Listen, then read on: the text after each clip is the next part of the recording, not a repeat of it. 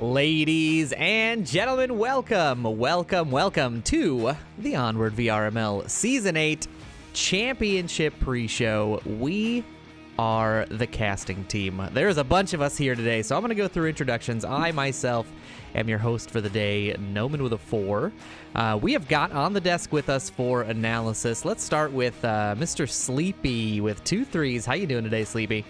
Heyo, I am doing well, Noman. I am so pumped to see who we will get to crown as our Season 8 champion. You've got a well-seasoned finalist team in beginners, and then you have our Cinderella story that is Vikings. They've been climbing their way up the EU ranks all season. They've been playing well throughout the group stages. Now it's time to see if they can tackle the big dogs in a best-of-5 series.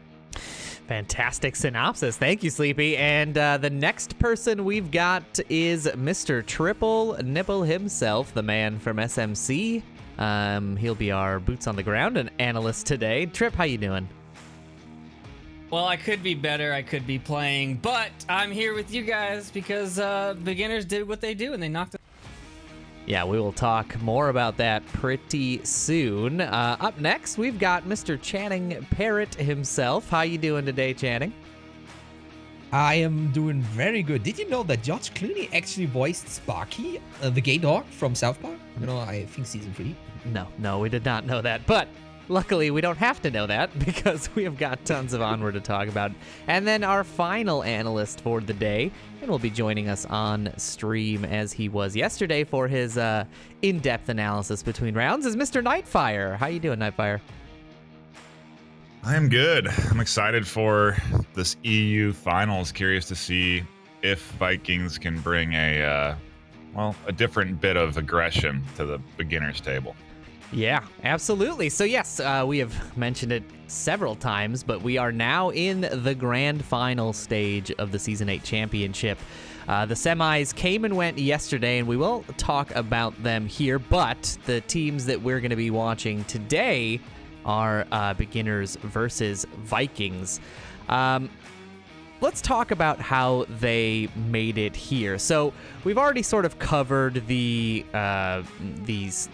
round robin stage and the Challenger Cup stage quite a few times in the last couple of weeks. So we'll start our conversation at the semifinals, which were aired yesterday. So let's talk about G-Men and Vikings. Now, I want to get NightFire's opinion on this as a former G-Men. What was your impression on that game? Like, what was it that Vikings did that made G-Men have such a difficult time putting points on the board? I think one of the things that seemed to me at least was that they were taking some spots that were catching G-Men off guard, and it was happening early. Almost every set of rounds, I think Vikings had an early kill lead. And that was one of the things that made them consistently successful against G-Men yesterday. So I'm curious if Vikings can break out that sort of similar quick early strategy to look for kills. It's going to be tough against a team like beginners because they also do that. We saw it on Tanker where they just, as soon as they spawn, they look for high ground and look for those picks for about, the first 4 minutes. They create their line of their kill line essentially, and then they hunt for picks to get themselves the early advantages. So I'm curious how Vikings are going to react to this beginner's play style today.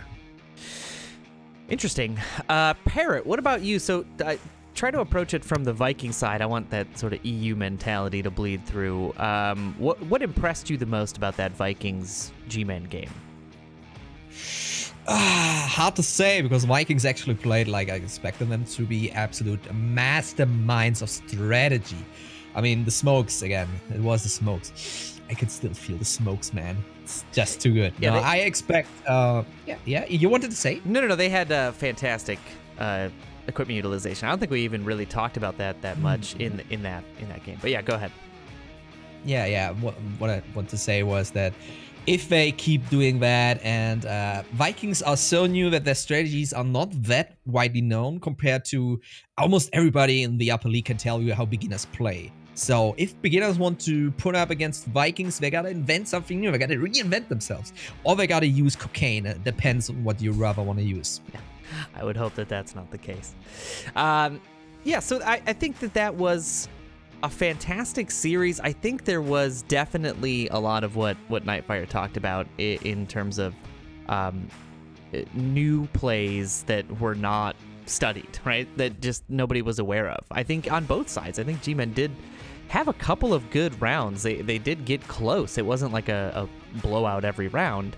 But yeah, Vikings definitely showing stronger in general, and I wonder if that was just preparedness. I wonder if it was not quite enough tape study by everybody on the team. So Vikings did advance in that series. I believe it was 8-2 was the final score, only playing 2 maps, G-Men not getting any. And then afterwards, we had the SMC Tactical and Beginners semifinal round. So this one was an interesting series. It came down pretty close in the early round. It was 3-3 after SMC tied it back up from an 0-3 deficit, only to just barely lose it in that final round. And then Beginners were able to sort of continue their momentum into map 2 and take that one as well. And obviously the first choice that I'm going to go with here is Trip. Trip, I mean, give us an idea of what happened. We don't need the full breakdown, but I'm curious, like, what were your guys' thoughts at that 0-3 to 3-3 to inevitably then not winning that round? What was going through your guys' heads? I'm not gonna lie. After we made that comeback on Tanker, we really thought we had it, and I went back and watched the tapes because that push that we did on the superstructure felt really good, and then all of a sudden we were all dead, and I was like, "What happened?" And going back, I mean, they got the picks. They were waiting for us. They were ready for us. And Beginners, I mean, like Parrot said, everyone can tell you how they play, and they've been playing that way for seasons, but they're still on top. That doesn't matter. So like you can know exactly how they're going to play, and they're still going to beat you. Yeah, there is something to be said for hitting your shots, and they were definitely hitting their shots quite frequently in that series yesterday. And then give me an idea of, so in that second map, I mean, the Beginners kind of ran away with the series at that point.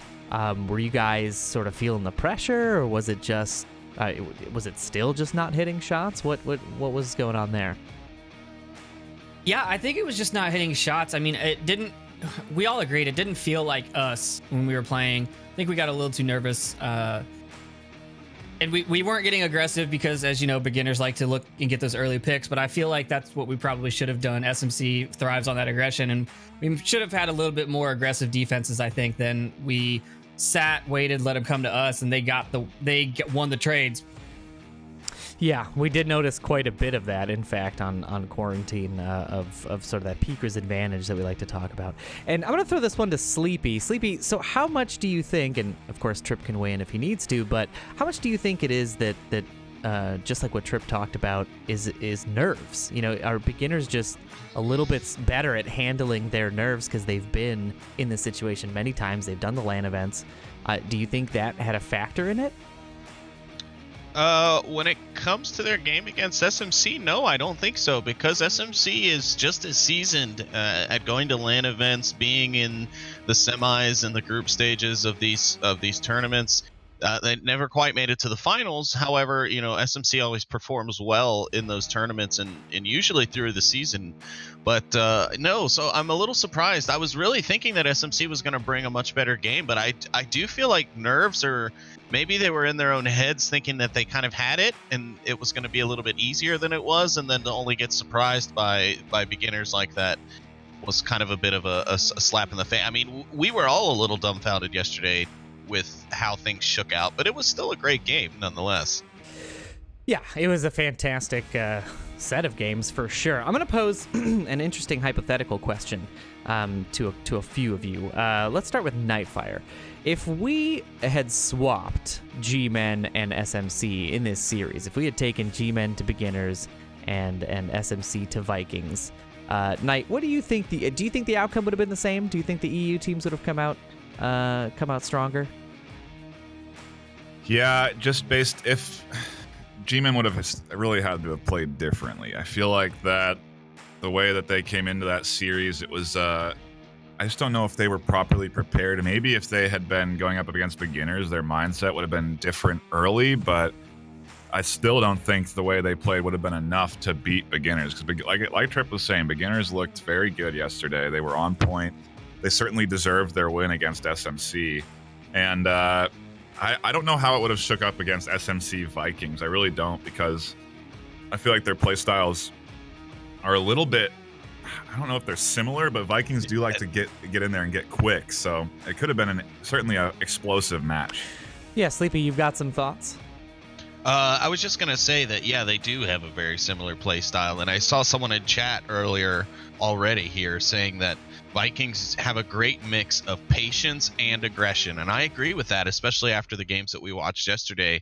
I think with G-Men, they were able to both hold it back and be a bit more reserved at times, and then get right up in their face. And then when they got up in their face, it was working. I mean, it was toppling early G-Men defense picks and stuff like that. You know, they were putting themselves in an early advantage every time they switched gears and went back to aggression from a little bit of a patient mindset. And they have the patience to kind of stave off the weight that is, you know, going up against the beginner's offense. You have to just get in your spots, watch the objective, and don't peek, because like Globochem, they know their angles, they know where they can watch, they know where they can be in order to pick you off early. And that's what they're going to try and do while they establish other flank routes, while they get all the rest of the team in position. They're going to be taking these angles for long periods of time, and you need to have the patience not to run around too much. And we saw this a lot with SMC, with SMC. They were a little antsy in their defensive positions. They were rotating around, and it was giving beginners more intel, because they'd see a clip here, they'd see a movement there, they'd call it out, they'd start painting a picture, as NightFiree called it yesterday. And it really worked out for them, because then when they went to attack, they kind of already knew which corners to check as they were going in. Instead of having to check 3, 4, 5 different corners on a roll, you can check one, because that's where you know based on intel that the guy's going to be. So they did a great job of that yesterday. And so I think Vikings have the patience to hold back in their positions and just focus on the objective and staying down and hidden and making sure they don't get the cap. Fantastic, yeah. And Trip, I do want to take it to you. Obviously, this hypothetical would have affected you guys. What do you think the series would have gone like had you gotten Vikings? Well, I think we can beat Vikings, and I can't wait for next season when we get a challenge against them. But, you know, I don't know if G-Men, watching them play Vikings, I don't know if that would have changed if they had played beginners. They just didn't feel... I don't know. They weren't scary, I guess is how it felt to me. They just did the same thing every round. They did the same thing that they've done all season, which in their case did not work out for them on Cargo. And yeah, I don't know. I do want to talk about that peaking though, the peaking and the getting antsy. I think that's part of what led to our downfall yesterday. I don't think we called a single spawn on quarantine, and that makes me very nervous. So I think that's a lot of it was, you know, the NA teams rely on picking people as they're crossing from spawn, or they encircle spawn on defense. Their defenses are normally more aggressive, right? But since we're like, oh, it's beginners, we have to sit, we have to wait. We never got those looks, we never got those peaks, and I don't know how Vikings are going to play that, where I really don't know how that's going to go for them in a long range map. Well, let's start talking about that a little bit. We're running into our bumper here. We got about 6 minutes, so let's keep our responses relatively brief. But let's talk about the series we're about to see. So Vikings and beginners will be kicking off. Vikings will be home. So actually, if you notice, we will have to change that on the scoreboard scene here. But Vikings will be home, so beginners will be the first ones to ban a map, and Vikings will then ban. Beginners will pick the first. So with that said, Parrot, I'm curious what you think the maps that we're not going to see here. So there's 7 maps basically in the standard rotation. Which two do you see these two teams not vying for? Hard to say, but because they're so different. Vikings, they love the cargo, they love a tanker, and on the other side you have a most played map where beginners is downfall. So it's a little bit different, the play approaches. But I think what we're not gonna see is probably Subway. Rarely played by anyone in this season particularly, and it's hard to say. Yeah, I think the rest of the maps are mostly in, yeah. But I think we're gonna see the bans are not out yet. We're probably gonna see a cargo ban. Definitely, that's what I like to predict. Interesting. Okay. What about you, Trip? What maps do you think we're not going to be seeing here? Downfall in Suburbia. Downfall in Suburbia. Nice. Sleepy? Concur? I think Bazaar might go out. Both teams strong on that. Suburbia also probably will be banned. Both teams 100% win ratio through last season. Yeah, but both teams really don't have a weak map. The weakest map for beginners last season was Quarantine. So if I were Vikings, I'd go with a pick on that and try and... I think actually Vikings beat beginners on Quarantine this last season. So I'd see that map pick. Then, of course, you heard which maps I think will be banned. And NightFiree, what about you? Any dissension from the choices so far? No, I think it's pretty... It would be certainly a surprise if Downfall was a map that is playable in this best of 5. That's for sure. But no, I think everybody else is pretty spot on. This is exactly where we're going to be going with these pick bans. Okay, fantastic. Well, so then we have an idea of the maps that we're going to be seeing across the series. Now we're going to get into some in-depth predictions. So this will be sort of our final segment here, and I want you guys to give score count, not for maps, but for overall map wins. And since I've already had one in the pre-show given to me, we'll start with the person who gave it. Trip, what is your prediction for the series today? 3-1 beginners. Going 3-1 beginners. Is there a particular map that you think will be the one that Vikings take? Is there one of the close range ones, either tanker, cargo, Suburbia? Okay. Fair enough. Okay, great. Parrot, what about you? What's your prediction for round count here and I gotta run the numbers, but I'd say around one. It's hard to say. They're pretty even. But I go with the Vikings and I say 3-1-2. But yeah, and the close quarters map is gonna be the point makers for the Vikings. That's gonna be a good cargo. Okay. That's not bad. 2 calls for 3-1 in the favor of beginners. Sleepy, what are your thoughts on that?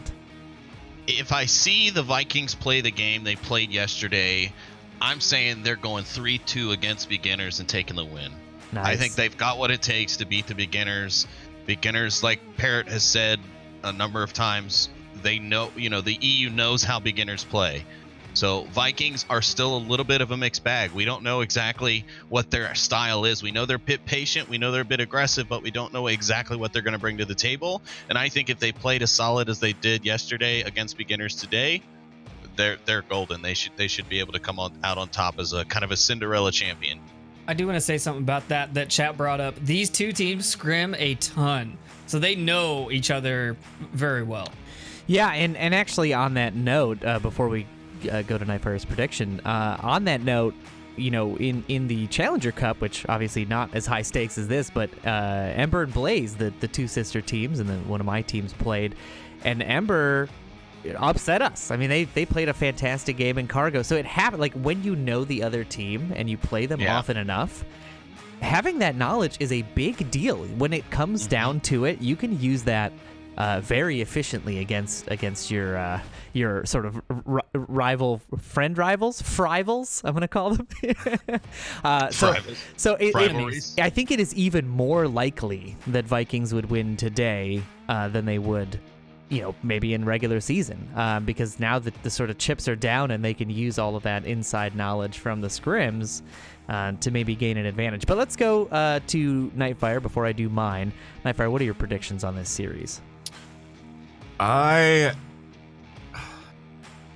mean, I don't want to be a downer on the day because obviously we want more games, but I'm thinking this is going to be a 3-0 beginners final. You're going straight for the jugular. Whoa. That is a kill shot right for Vikings. Okay, so you're going 3-0 in the favor of the overall favorites. Okay.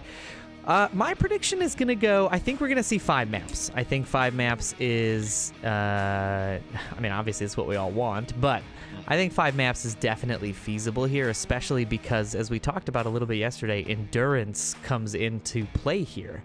This is 5 maps that you're going back to back to back to back on. I mean, this is not... we may have a 5 or 10 minute intermission somewhere between rounds 3 and 4, just so the casters can get a drink of water. But other than that, it is going to be nonstop round round after round after round. And I think it'll come down to individual players and their individual performance. I don't know. I think Vikings can pull it off. I think it can be a 3-2. So I'm going to put my bucket into the Vikings jar. I think that makes it 3-2 beginner. 3-2 beginners as winners, and 2 out of 3 picking Vikings. So we'll see how the series goes, but we've got sort of a all over the place calling on maps and who's going to win what and how many rounds. So pretty divided series overall, but an exciting EU finals for the Onward Championships are coming up. Any final thoughts from, I'm just going to take it to NightFiree and Sleepy for this one. Any final thoughts, NightFiree, before we go and prep for our game? No, not really. Just looking forward to this solid EU finals. I'd say beginners are 3-0, but I do hope that Vikings step up, bring in some unique strats. We saw beginners breaking out some unique strats against SMC yesterday, and I mean, I think I would be surprised if we didn't see some unique plays today. So I'm looking forward to what kind of strats these teams break out. Yeah, fantastic. And Sleepy, what about you? I'm with NightFiree. I just really want to see this get started. I want to see these 2 EU champions come out here and fight it out. Hopefully we get to go through a best of 5. I'm going to be really rooting for the Vikings today. Again, I'm always kind of an underdog in these championship situations. Beginners have had the crown before. They can pass it along to their little brother now. So I'm Vikings all day, but I want to see this thing turn up and turn on. So I'm ready to get into it. Excellent stuff. Well, with that, we are going to take a short, pretty dang short intermission here while we get everybody into the lobby and get our casters set up. But we should be kicking off in just about 10 minutes from when we drop here. But thank you to all the casters for joining me here on the pre-show for the grand finals. I do appreciate you guys taking the time. Trip and NightFiree and myself will see everybody in the grand final series when it kicks off here in just about 10 minutes, so don't go anywhere. We'll be back as soon as we can.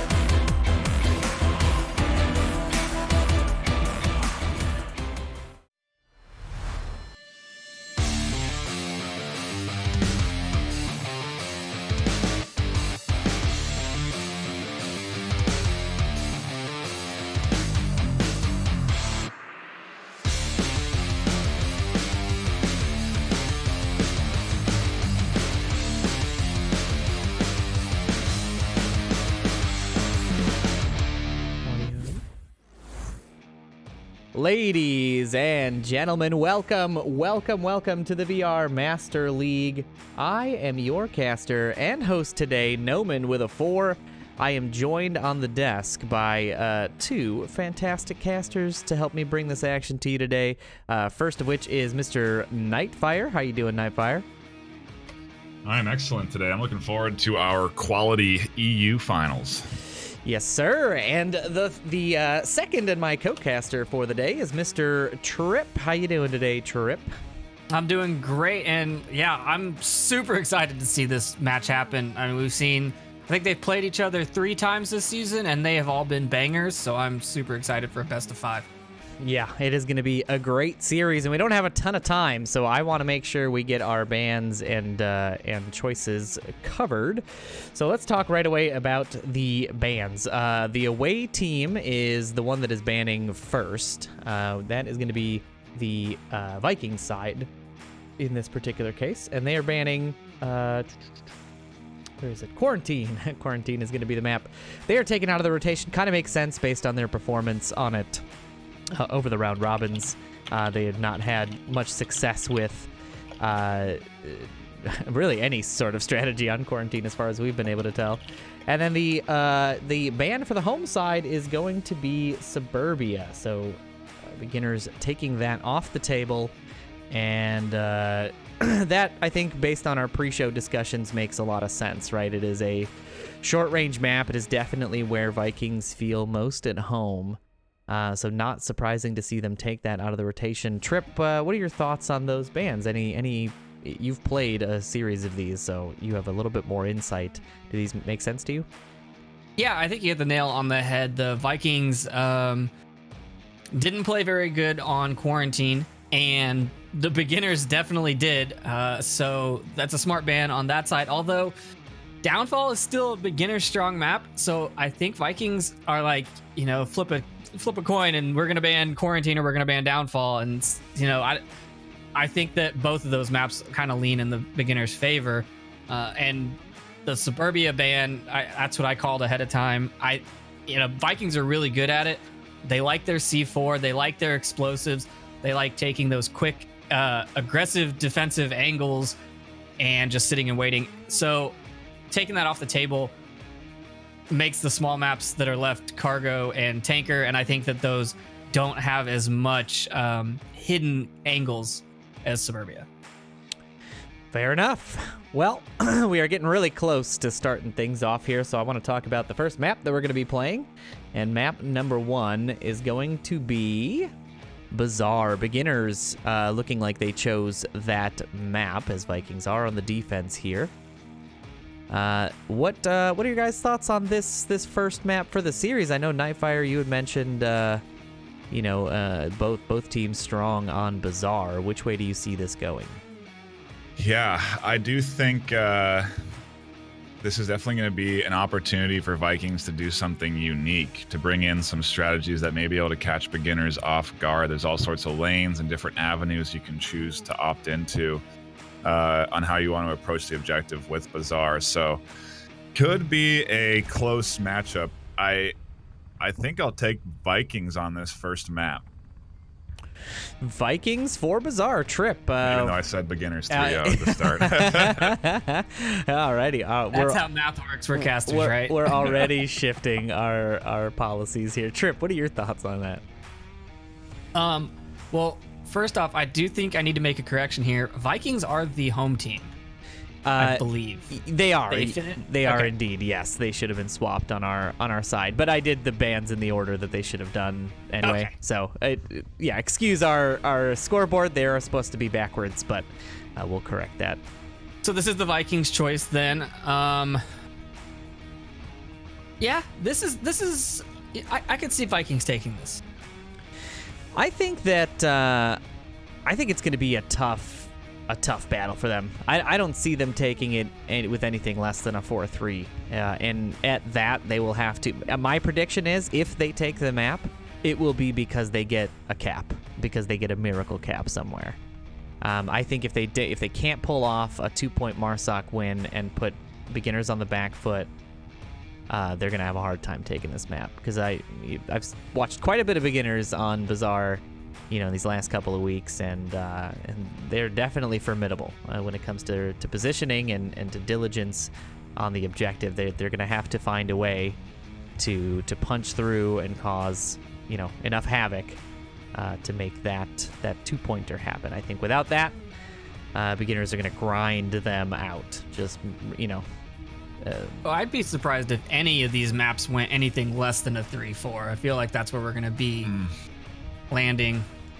I would think that, especially if Vikings come with full strength today and have some new plays, I think that that's what they have to be ready for. Like, I don't think they should be of the mindset that any of these are going to be clean sweeps, because we have seen beginners fight back from some pretty significant deficits and overcome some serious odds to try to win a series. So Vikings have to be prepared for it.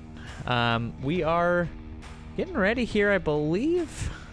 We are going to give the teams the go-ahead. I think the smokes are going to be real key here for Vikings. If they can land some good ones, there's depending on what kind of spawns they get. Parrot mentioning earlier that Vikings smokes were really on point against G-Men.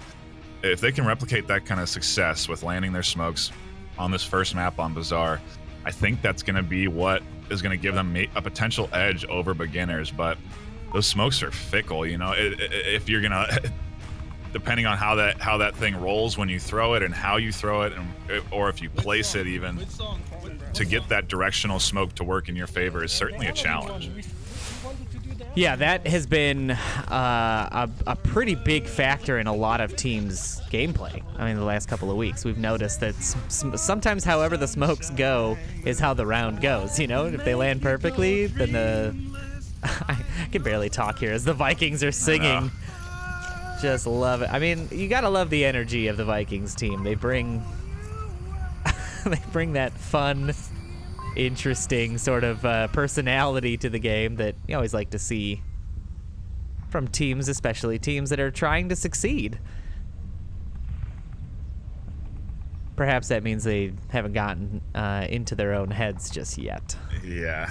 We'll see if the singing continues once things start to unfold and round wins start to come in. But hey, I had a beautiful rendition of Country Roads, West Virginia. Absolutely terrible. We don't even talk about that. So we've got Smoils just watching anybody coming from the southeast, while beginners sort of poke and prod the northwest. Nobody has crossed at the start. Yeah, there's just conversation between a few members. I don't see him. Is he in the window? I mean, as we're sort of jumping between the beginners players here, you can hear there's just a ton of coordination and communication going down between every player, talking about which positions are clear, which positions have someone in it or potentially in it, anybody that crosses into a spot. I mean, that's the kind of thing that they use this time for, right? This is why their final offensive push comes in so late, is because they spend all this time drawing this mental map, as Sleepy had pointed out earlier, of enemy positions. And I think, while it may be a little bit actionless for us on the casting desk and for the viewers at home, it does serve a purpose. Beginners' overall pacing strategy has changed too. They used to be much more on the back foot at the start of rounds. Now they very much will push up into their middle ground position very early and then sit there instead of sort of playing that over cautious mentality. They are looking for picks, but the only way that they're going to get a Vikings kill is if a Viking overextends here. Vikings should know that. They should stay tucked in, and they should wait for the beginner's push that they know is going to come around a minute and a half. And it looks like, to me, beginners are going to posture for a hard smoke push right up the center here when the time comes. Right now, they're sort of shifting around, looking for picks, looking for angles on this defense, but they probably aren't going to find anything until they really try and cross this street and get in towards objective. Here comes the first smoke. The Woods brothers over in the mini market popping a smoke. Looks like they're going to try and cross the white car. A little bit of miscommunication on where the smokes are going, and they're concerned about a player in the southeast or southwest corner, but there's nobody there. Yeah, there is somebody tucked in on the long watch, and they've drawn Spoilty's attention. I'm surprised not to see a little bit of pre-fire coming out there from Spoilty's weapon into that smoke. The Woods brothers now have made it on the inside. They will have to deal with Krorzy first, as he takes up, this is not a super common spot here to tuck in on the inside wall, and he's just barely... He does find Woods 43. I was going to say he might have a pretty tight angle to make that shot on. He does find the first. And the communication's coming out that they did in fact make it across the street on the west. Krorzy with a nice check nade onto the white car area and a retreat. Yeah, once you make a pick on beginners, you gotta leave that spot. And he's lucky he rotated when he did. Killinger was watching this inside angle here.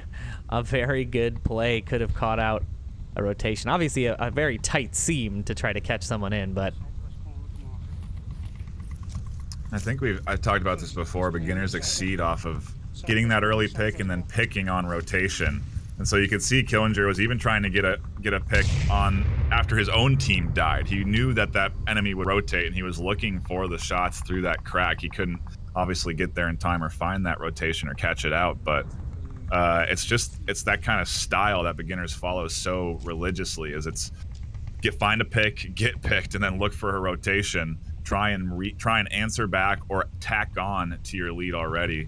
And now with a minute 20, beginners have to start pushing here, but they've used already 5 or 6 smokes. Yeah, the west side got across. They shouldn't need too many more. Now they've got to get Kevin Smoils into position.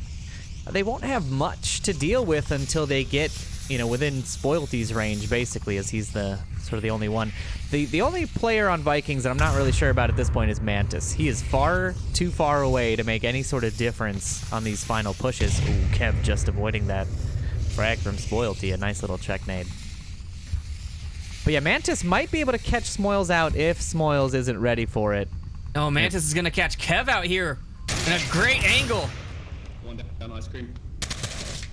That's going to give Smoils some information, though, as he starts crossing the street. Uncle Sam finds Killinger in the trade. That is going to be a res out. Mantis not prepared for Smoils' position. Now it's a 2v3 with a res available for the Viking side.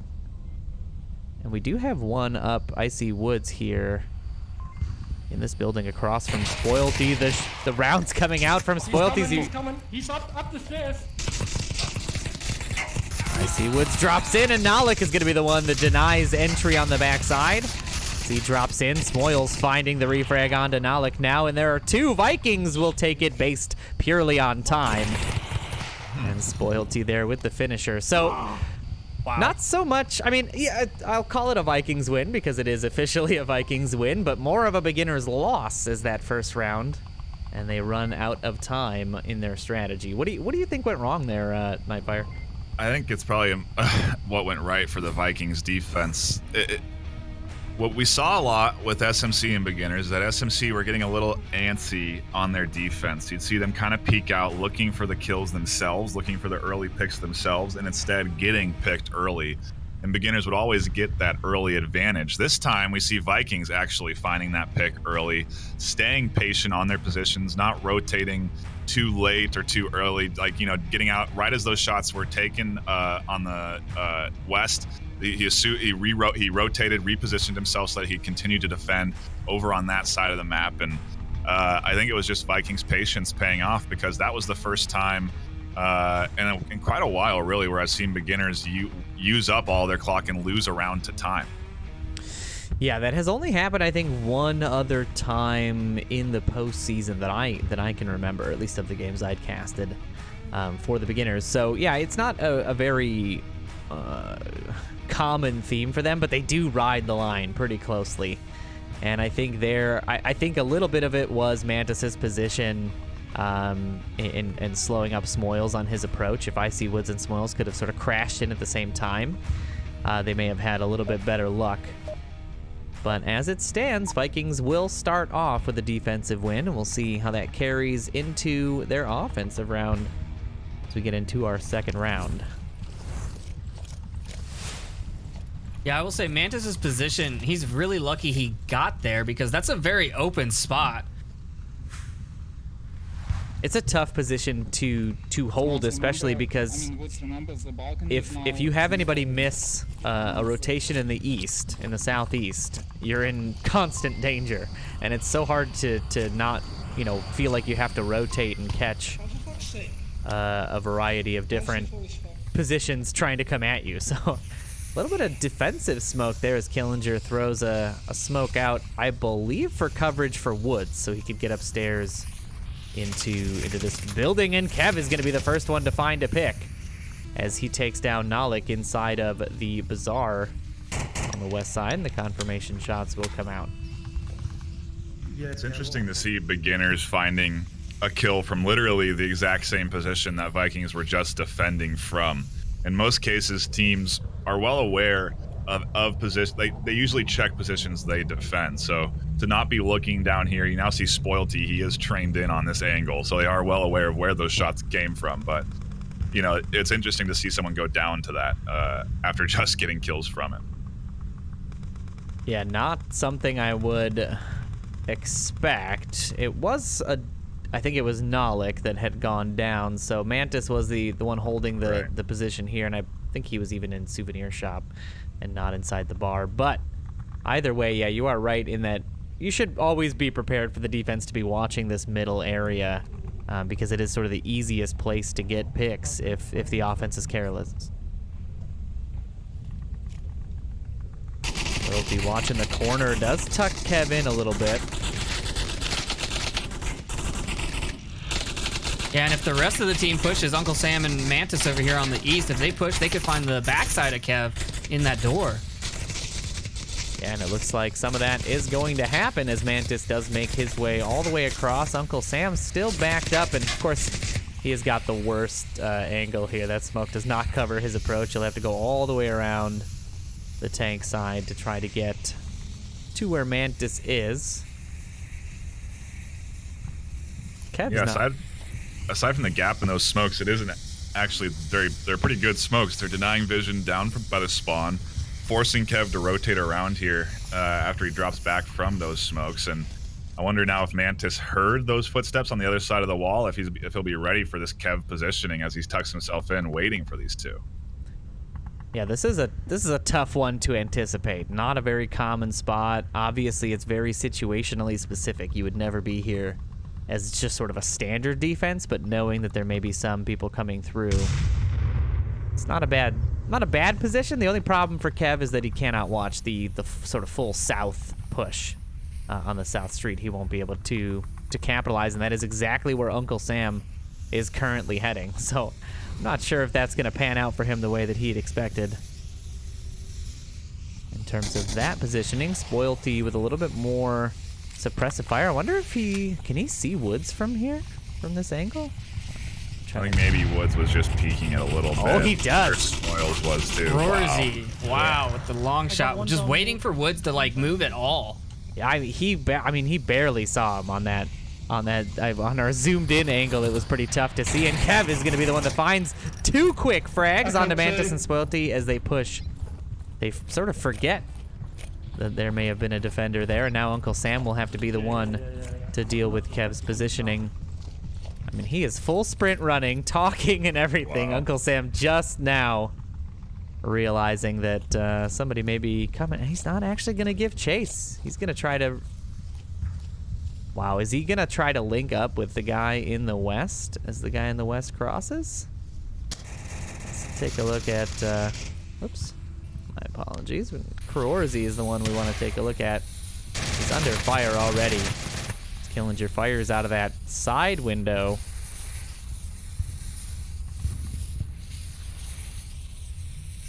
I don't think Killinger will have the line here.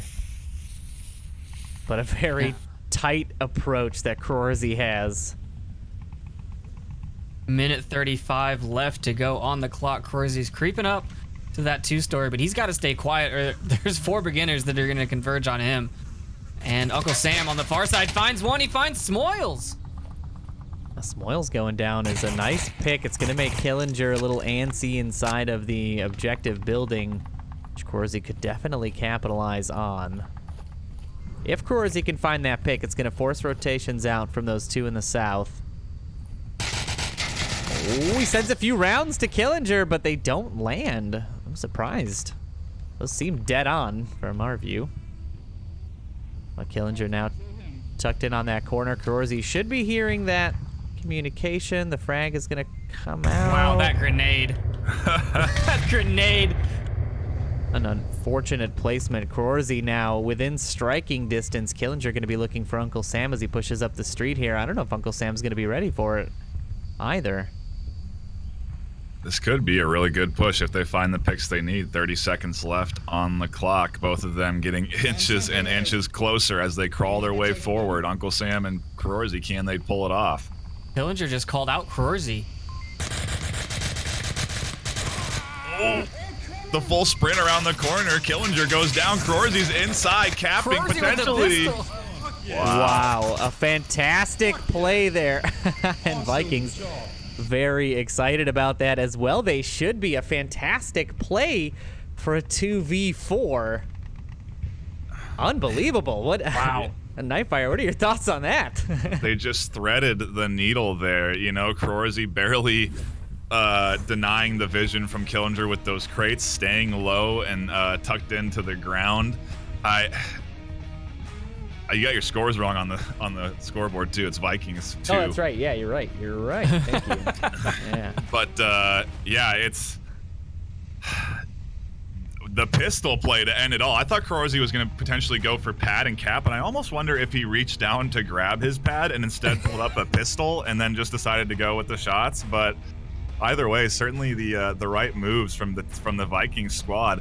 And that push onto Killinger was so crucial. If he loses that kill, that entire push is done. Killinger's still alive in there. It's still a 3v1, but because he pushes in, he applies the pressure onto the beginners team, and that forces the rotations, and those rotations ultimately cost them their lives. They can't shift in time to properly defend from that objective they needed to basically hard crash inside that room. And a nice play from Vikings to go for the kills, extend their lead up 2-0. I mean, well, I said that I think Vikings could take this one, but I didn't think that they would be up 2-0 against beginners on map 1. You know, I think Uncle Sam's position there made a huge part of that play happen because he was forcing Killinger to tuck back into the objective room, which allowed Corsi to get in there without any kind of issue. And the other two were looking at the ice cream truck corner, trying to find Uncle Sam. If he had moved forward any more, that play would have gone a very different way, I think.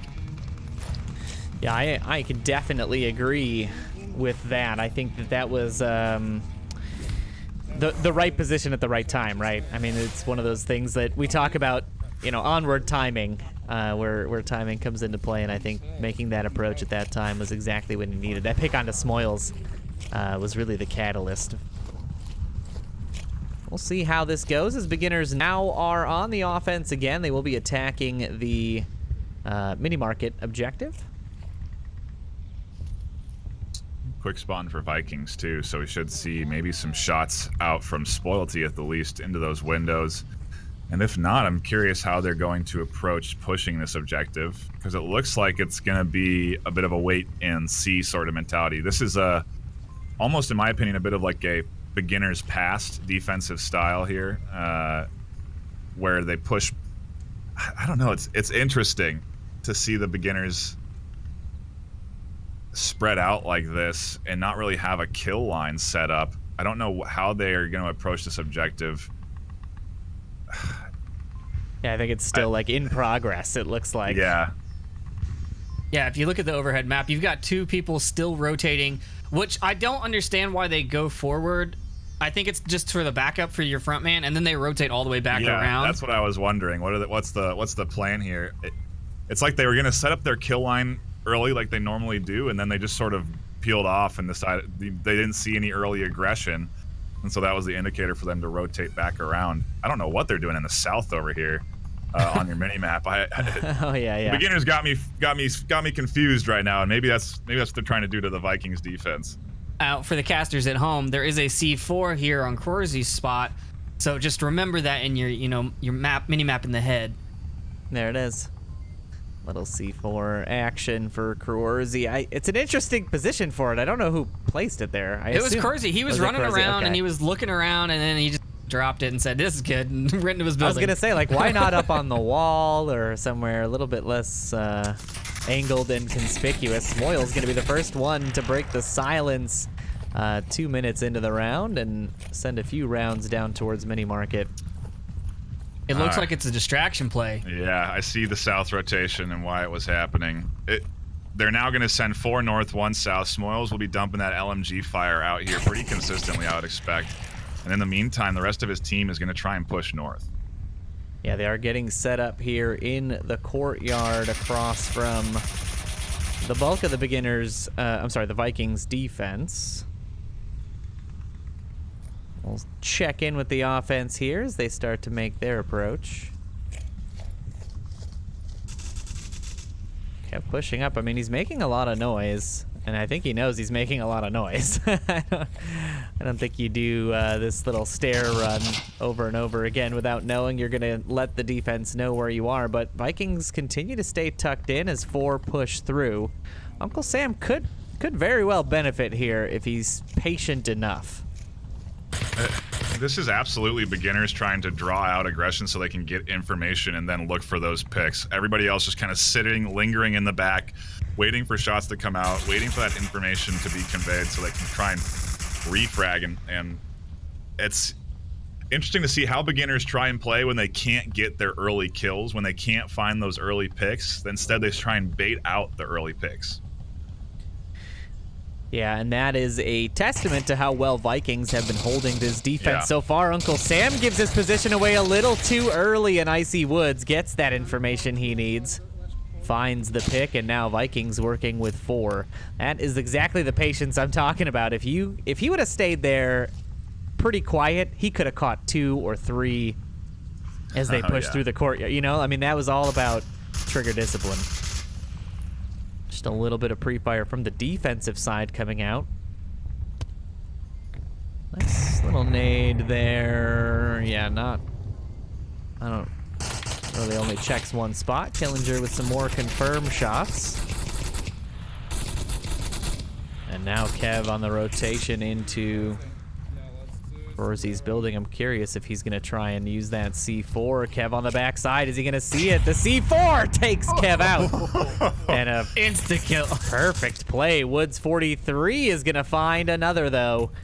And Vikings continually on the back foot here as beginners able to respond.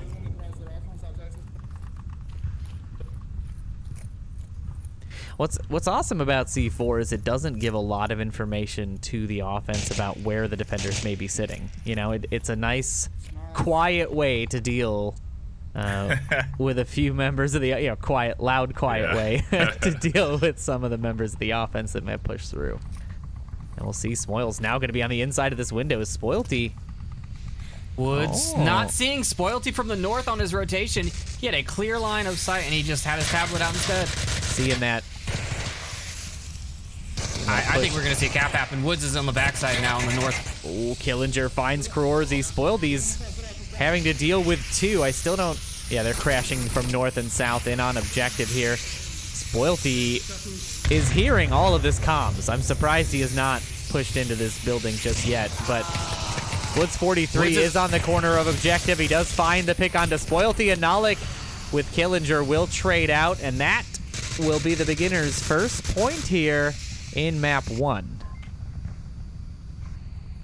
You know, Vikings have been playing good in this first map here, and they sort of had their defense dissected a little bit there.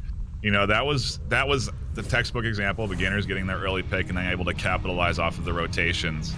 And to Vikings' credit, they did stay very disciplined on their positions. Even when they lost their first, they were very much still tucked into their defensive spots, waiting for those angles to come out.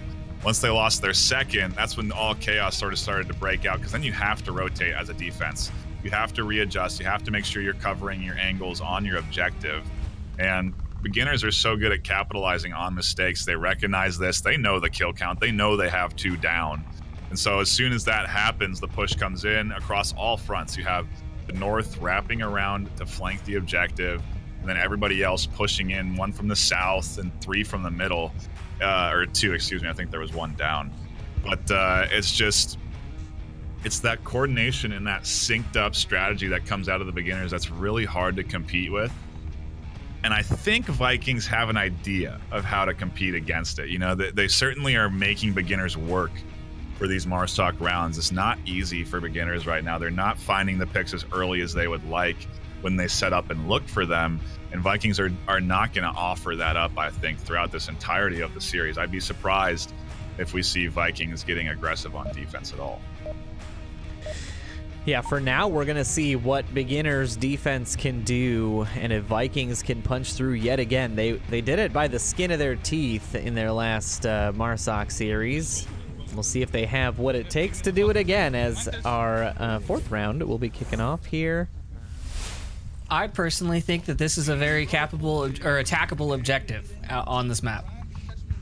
There's just so many approaches to this objective. You can come from the south, you can come from the north, you can come straight through the kill box. Like, once you start losing a couple, if you lose a man on defense, you got to be a little more, you got to check a couple more angles, and it's just more difficult. It's about as dangerous as that Humvee objective, because there's so many different angles you can cap it on as well. You can go into the building, you can go tuck yourself into the corner on the back of the building, you can do it on the other side of the wall. Your options are there's a lot of different spots you can try and punch in that code. And that means as a defense, you have to cover all those different spots. And I mean, I've seen some really good caps on this where it's just a good line of smoke coverage and you can get to it. And if nobody fires on the smoke or checks the smoke, it's over before they know what happened. I don't think the Vikings are going to do that. I'd be very, very impressed if Vikings did that. But yeah, taking a look at the overhead, you can see the similarities in the defense. This time, beginners only committing 3 to that northeast corridor, and they've got 2 on objective, but relatively similar positioning. At least they have the same sort of broad coverage of the northeast. They're gonna have a pretty tough time. I wonder if they're gonna use the same strategy. I mean, it looks like most of the Vikings play revolves around being as quiet as possible. Yeah. And just trying to get that surprise element onto beginners, but I don't know. I find it very difficult. I see Woods there. You can actually, I could hear him from here clicking his radio, like at the button on his controller to click his radio. So I'm sure Spoilty had to have heard that as Nalik tries to push it. Oh, but then punished by Spoilty as he rotates out. Great teamwork there by Vikings for Spoilty to be covering that angle. It's like Nalik was the bait and switch there. Nalik drawing out the fire and then Spoilty covering him around that angle. Very nice job getting themselves an early kill. It's exactly what Vikings need. Positions them to be in a very good position. Beginners need the frag here. I was just hearing the Vikings talk about that kill, and they're like, yeah, I could hear his radio click, click, click, click, click. Wow. So that was definitely what gave him away there. Wow. Mantis gets Woods on the north side with a nade and clears out that defense. Kev will find Uncle Sam, but Crorzy is dialed in now. He knows where Kev is. He's gonna push the angle. Is he gonna win this peak? No, Kev is gonna be the one that takes him down. I think that is gonna surprise Crorzy. I think Crorzy thought he had that dead to rights with Peeker's advantage. One thing you don't really see a lot is when a defense gets pushed like that, they don't counter peek. And what Kev did there is he actually pushed out himself around the corner. Right. So the Peeker's advantage going into both hands there, and that's really a smart move from Kev there to do that instead of just wait and try and guess when he's going to be there around the corner. You yourself push and surprise, and it certainly pays off. I think that was oh boy, Killinger there throwing a Threading the needle. Okay, geez, these Vikings guys are having a yeah, good time. Gosh. I mean, they're having a good time, I guess, but not a good time in my ears. Nalik asking for another grenade from the defense. I mean, it's great to see the teams having a good time. Obviously, you're having a good time. You're still up on the map. Again, as NightFiree with the said. tight angle here is going to find Mantis. Oh, he doesn't. He finds the side of the building instead. Comes around the corner and trades. The trade will come out. Spoilty should be able to get the confirm, and there it is. That is going to bring it down to a 2v2. Yeah, they've got accurate count. Vikings know what they're working with. They got 2 minutes left, 2 of them. Up 2-1. Lots of twos. 2-2-2. Okay, I will do my thing. 2 minutes left on the clock. The smoke's starting to come out. Will the randomly rolled smokes land the way they want them to? Let's find out. Oh, that's actually not bad. Covers the north cross from Killinger's position. Yeah, I think Killinger's going to be ready for Nalik here. I think he's expecting this push. You'd think Nalik would be prepared for someone to be in this blue room. He does have eyes trained, but Killinger peeking that corner, able to snag one, and now we're into a 1v2. We got to focus up on the north side. All comes down to Spoilty with 1.5 minutes left. Not a ton of time, but I think this angle has potential. It's just how are you going to manage how fast you move, you know, because he certainly can't crawl all the way to objective with how much time he has left. No, definitely not. And he's got a formidable defense to deal with here, with Killinger and Smoils being the last two alive. I think actually taking the front street, which is so... Yeah. That would be the safest route, honestly, and he might actually do something of that sort. Because he could maybe even get by Smoils, get into the front side, and punch in that code. I mean, what kind of craziness... I'd love to see it. I would Yeah. love to see it. I guess Killinger has He rotated can get into past the building. Smoils, but yeah, he's got to Yeah. get past Killinger Yeah. watching that angle. Killinger's on the inside, and it's so interesting to see that they've sort of committed to watching this north as if they know for a fact he's there. Spoilty hearing Smoils here, 35 seconds left. Will he peek up in the window as Smoils does get caught out? That's going to force Killinger to have to rotate now as Spoilty 22 seconds left. coming out the backside. Killinger should be hearing these footsteps. Spoilty's on the back. Is Killinger going to check? He has to, but Spoilty finds the pick on the corner, and Killinger not able to hold the defense. Vikings yet again will find themselves a Marsoc round. A fantastic play there by Spoilty to finish that off. That was a forced objective check right there. Yeah, that's what I was about to say, Trip. That was such a smart move for him to do. He knew that by getting onto the other side of the wall and doing it loud, that he was going to alert whoever was inside that building, and he would also then hear them trying to rotate to prevent him from capping, but he never even touched his pad. That was a complete bait on that cap, and as soon as he hears those footsteps and IDs where that location is, he himself, again, takes that peeker advantage into his own hands, doesn't wait for Killinger to come around the corner, and instead charges around and finds that kill. And man, Vikings are looking calculated today. Yeah, that was beautiful. Yeah, really good series from them, and that's two.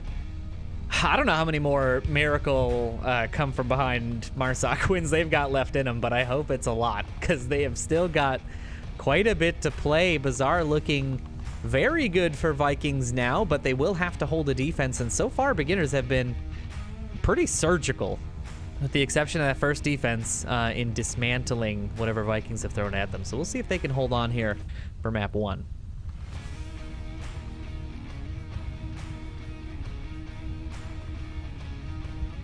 It takes a lot to punch to do the defense on this next objective, though. The East Courtyard objective. Yeah, you know, I'd like to see a fast spawn come in here and see how is it beginners that are gonna be going on Marsoc next? I'll see It how is they indeed, handle it. yeah. It is. Ooh, and it's the slow spawn, so into the hands of beginners, I guess you could say. Yeah, it is. It is going to give them some time to set up. But I mean, I don't know. For this objective, I feel like the defense has a relatively short run, right, to get into defensible positions. Yeah. And you can stay pretty tucked in where, you know, if your goal is to not give away positions to the beginners, you can easily do that. The problem that you will then have to deal with is the fact that you may not know where the offense is approaching from. So it's kind of that give and take of how much do I want to spend, you know, peeking out and looking for different approaches versus, you know, handle it when they get within range. And I honestly don't know what's working better here. I think staying tucked until the last minute has been a far better approach for the defense. When we talk about this angle that Corsi is taking right now, oh, he gave up on it, but man, he's looking. I would never expect someone to be there to take me out in the Kiat. An interesting little spot through the window. Nalik. Killinger, where's Smiles? Give me Smiles. I haven't spoken with him for a long time. Killinger rotating out of Killinger a little, just a The little talk bit, yeah. deterring him from coming in there. Not from this side. Beginners are pretty focused when it comes to Yeah. gameplay. They're usually unfazed by the sort of silly talk that a lot of players will employ. I mean, if anything, it's just information they will really use. You know? Yeah, exactly. Killinger now does know there's someone in that blue room, and so you can expect nades and smokes to be applied appropriately if they do try and push around the east, which it does look like that is going to happen eventually. So information that is needed for their approach overall. But on the note of the Vikings defense, yeah, staying tucked in here is definitely going to be the way to go. It's just a little risky, right? Because then if you do let them push up to your windows right in front of your objective, you're giving them prime nade opportunities, you're giving them easy smoke setups. You know, you're kind of handing them a pretty easy way to utilize all their utility against you. So I do think they need to have some defenders from pushing up there. And you see on your overhead, there is one north. If he decides to turn and take his gaze down that south lane, that's going to be the right way to defend against beginners being able to easily posture right up in front of objective. Yeah, Uncle Sam taking a few shots out towards that south cross. There is somebody at the tank, so he will have to be dealing with a cross here in a minute, but he's a little early on his check shots there. As Kev is the one pushing up to the south tank. A good little spot. If you can get here, this is a fantastic little position to catch any long defensive rotations. Nalik is still looking for Smoils. I think Uncle Sam taking those shots early, like, once you do that, you can't get back from those east buildings. Oh yeah, you are locked into that position, and you can see that they're sort of trying to split the difference. As Spoilty will find Killinger, the first pick, going the way of Vikings, but Woods with the quick refrag will even things up as Uncle Sam, the man we were just talking about, whose position was extraordinarily dangerous. Crazy angle. He was looking through a window, through a doorway, over through a crack in the wall. Oh, yeah. He found that shot. Yeah, very long angle, and all the more dangerous when you're dealing with the beginners. Kev here does spot out Nalik in this spot. Now a nade will be primed. Alex with his nade goes out and runs away. He gets away from one, but his grenade's gonna catch Woods. It does. Woods 43 goes down, and now Kev is gonna have to rotate. Yeah, Kev's got to get off the backside here and pick Woods up. You know they will. Frag's coming out a little early. I don't think. I mean, obviously Nalik not thinking he got that kill. In fact, I don't think that's where he wanted to throw that nade. I'm gonna venture to say that was. I think it was. He prepped it as soon as Woods shot some blind shots towards the north. East side, Kyle. East side, Kyle. The res does come out. Res is out. Mantis's position was called out by Woods there. So Mantis will be in trouble if he sticks around long enough for Smoils to find an angle. Minute and 30 left. Should be seeing the push here any moment as we see them sort of starting to constrict on the south side of the objective. I think Mantis Surprised we're not seeing a north rotation. Yeah, I think Icy Woods will be that player. He's going to try to find the backside of Mantis here himself. The call out so far is not giving them much, but Mantis has the information that somebody will be on this corner. He is pushing through. He's going to go inside Kayat, actually. Well, that long-range smoke from Smoils lands pretty well on the objective. Does a good job of blinding the inside building there as Icy Woods rushes up. Kev Woods now... 43 is rushing blue room. Kev made it across. Smoils will find Mantis, but Nalik will get Woods, and Kroorzi finds Kev in the east, and now it's a 3v2. The advantage going the way of Vikings. 30 seconds left. Two members, Icy Woods and Smoils, have to find their way through. They're going to start pinching from two different angles as Icy Woods pushes inside. Nalik will be the one that finds Smoils on the south, but is Icy Woods going to be identified here as Spoilty checking the inside corner, does find him, and Vikings will be the ones to take map 1 here in the grand finals. Wow. The right mentality, the right idea from beginners, very beginners-esque in that they encircle and encroach on the objective, but just not enough of them to do it effectively. And I almost wonder if maybe looking for a cap there on that corner would have been the right choice. Granted, you had one in blue room, you had another one that I think had also rotated into blue room. So the odds of them eventually checking that corner are pretty high. But he was on that corner for a few seconds, didn't get shot at. He pushed that entire lane, didn't get shot at. So I don't know if anybody was really eyes on that north lane. And it could have been something there where that gamble, that dice roll could have put them 3-3.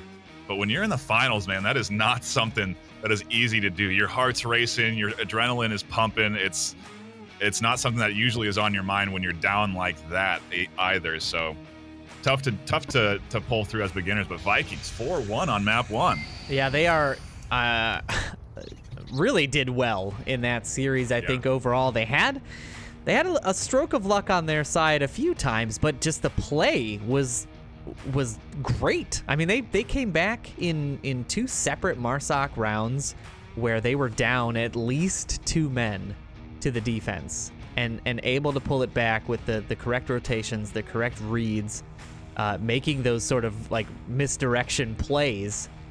It was a fantastic series by Vikings. I have to give it to them. They earned that Bazaar win. But now we're getting into our second map. And the map choice is something that NightFiree said will never happen in this final, and that is Downfall. Downfall looking like the choice of beginners because Vikings will be starting on defense yet again here. So it looks like Vikings will opt to choose the Volk side rather than maps, and that kind of makes sense in this context because there are only 5 maps to choose from, so you know, if you're going to play 5, you're going to play all 5. It doesn't really matter. So Vikings will opt to try to get that defensive advantage on their side. What do you guys predict for our Downfall series? I would be surprised if Vikings can get this one. I understand the quarantine ban, but I don't agree with it. I think they had all the footage you could really ask for against beginners. They had strategies and plays easily identifiable from beginners on that quarantine matchup, even from the semifinals. And there's a lot of history, there's a lot of on-camera footage of them playing that map too. Downfall is a map they're very good at, but it's not one that is allowed for them to be picked very often. It's almost always banned against beginners when teams play them because they're so good at using the wide open spaces of that map and encircling on the objective. So you're definitely going to see a pretty wide spread, I would think, of beginners across this map on Downfall, and they're gonna encircle it. They're gonna send 2 south, 1 up the middle. They're gonna have 2 north. Smoils is gonna be suppressing from the 3-story. It's gonna be very textbook for them on this map, and it's gonna be tough. If Vikings aren't ready for those right as that initial timer goes down, sometimes beginners are taking shots at Volk spawn. If they're not ready for that, if they're not prepared, if they're not throwing out defensive smokes, beginners are going to find the early picks they want, and they're going to be able to be in an advantage for most of these rounds. So we'll see how Vikings deal with beginners on this Downfall map. It's not going to be easy. No, indeed. As we get into our first round of Downfall, Vikings, as we said, on the defense, it is going to be this dumpster building objective that they will deal with, and beginners get that far northeast villa spawn. We'll see how they decide to rotate. I imagine we're going to see pretty much the exact same sort of positioning and rotation of the offense that we see on almost any Downfall map beginners play. And if we just take a quick look at the overhead map, you'll see them sort of start to spread out and form a line. And then they will slowly move that line across the map. I mean, it's a similar play on almost every map, but on this map, of course, they have the freedom and ability to make it as wide and large as possible. But it is exactly what you need to do. You find unique angles from 4 different people towards the approach you want to make, and then you communicate and you get the information you need to everybody to make the choices that they need to make, and then you push in and try to win your trades. And it works. I keep saying it, and it still works despite the fact that everyone knows that's exactly what they're going to do. The only problem is it's supposed to work on Bazaar, and Vikings were able to find a way out of it. So I don't know, maybe Vikings are cracking the code of Beginner's approaches here. You know, and like you said, it keeps getting banned against Beginners, and I think that maybe Vikings are banking on that a little bit, that, yeah, they practice it, but they haven't actually played it in a match in a long time, so they're kind of rusty on it, you know? Like, practice is good, but gameplay is different. Yeah, absolutely. It has been banned quite a bit in the series against Beginners, so we'll see how much they've had a chance to practice on it. I'm just going to say, this does not look like the Beginners offense that we were expecting. Yeah, actually, I was just going to say, it looks like they've decided to go against everything that my caster knowledge would tell me, and they've decided instead to stack up in the south. Like, to not see any Beginner come through the center or north of the map, to me, feels insane. Yeah, there should at least be one at APC or Center Bungalow. Yeah, I was going to say Center Bungalow would have been my choice here as just kind of Overwatch for anybody rotating between buildings. But it is 4 minutes left, and they do have the opportunity to still rotate one north, should they choose to do so. And I think Oh, go ahead. Uncle Sam's position here, I think, is he's doing the right thing. He's staying tucked in the white building, and I think he's there just for objective cover after, you know, when it gets close to objective time, but he's just there to listen and see if he can hear any kind of comms from the valley, which there's going to be a lot of. Yeah, there's quite a few already coming out. I'm curious if he's going to try to... Did I just see a grenade get primed in his hand? Oh, I can't go through that window? Thanks, camera. Ooh, a very well-placed smoke there. I mean, not that he planned it that way, because of course it's random. But Uncle Sam goes to peek the window and is punished immediately by the rounds of 3 separate weapons. Wow. This is an interesting move from Beginners. They've invested their almost entire team onto the south side. They're not encircling around the objective like we would have expected. And I would anticipate a push, maybe even around 2 minutes at the way that they're posturing here, because they're going to get up onto this berm, have some great firing lines onto the backside of the Vikings defense. If they can find picks onto this backside of the defense, it's going to force rotations on the front side. That's going to open up more kills, and it's going to be a very bad scenario for Vikings if they let these kills come in. So they just have to stay tucked in for another 2 minutes. Dillinger's spending a lot of time checking that white building. Every corner he could pre-fire into, he pre-fired into, and now we're seeing the rain of fire coming down from that south hill. I believe that is Smoils up in the south hills. Oh, that is Woods 43. That was Woods 43 up top, so he is providing the cover fire onto that basement. They're basically just keeping the defense from checking this south hill, because this is an easy pick, you know, if you sort of have a surprise angle on the hill, but keeping everybody tucked in will give them an opportunity to push through. As, yeah, Smoils here is going to be pushing up to the South HQ building. Maybe try and deal with Nalik. Nalik is going to be sort of the biggest problem right now, aside from Mantis, in terms of dealing with this south push. He's got a decent angle from inside this building on the South Hill. I don't think Nalik's going to be that big a problem as long as someone in those South Hills is watching that door for when Nalik decides to peek and take down Smoils. But what they've really done with this approach is they've invalidated that center hotel defender. He's completely useless at this point. And rotating back, now we have Killager at center bungalow, or south bungalow, looking for that center hotel cross back to objective. Nalik arguing with Smoils' choice of faking the death sounds, and that smoke is well placed. I've been seeing a lot of this pushing smoke through walls as Kev pushes the inside, and we'll find Nalik through the smoke, and that is going to leave 3 Vikings left on this defense, but 30 seconds remaining. They've got to make the final push here as Killager comes down. Spoilthy will find one, he'll find another, but the trade will come out as Kevin Icy Woods rush inside. Mantis finds one, he finds 2. The trade comes in, and now it's a 1v1 as Kroorzi will be crashing in on objective, and Woods is the one that will win in that final trade. In an unbelievable play there, almost swinging in the way of Vikings yet again, but Beginners able to hold on. I've seen that last minute push on that backside before, but Woods really, he was delayed there. You know, he sat back, and it definitely surprised Kroorzi, because Kroorzi was expecting, okay, they've sent all 3 downstairs. They've killed my defender inside, and now there's at least one alive in there. So he rounds corner looking inside that window, and instead, Woods is still across the street. He hasn't even pushed yet, and I think there was only 10 seconds left. So honestly, if Karorzy had just stayed tucked in and not felt that pressure to push around the corner, Woods couldn't have done anything in that time.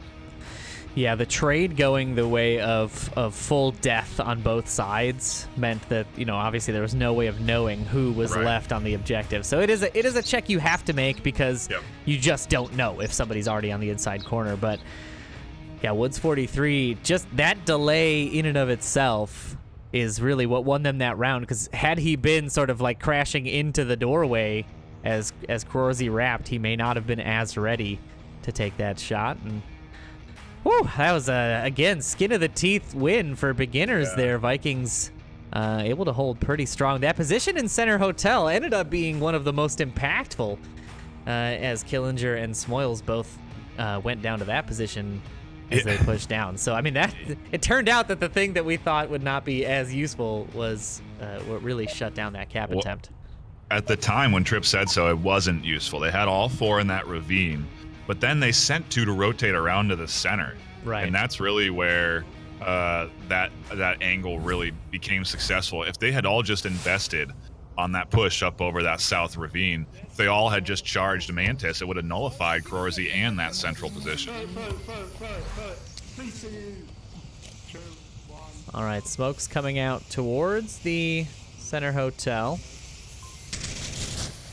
And the quick spawn will be what Vikings get. So let's zoom on over here and see. They're coming up over this hill like a firing line. I'm curious what they'll be able to spot out. 2 have made center hotel with no issues there.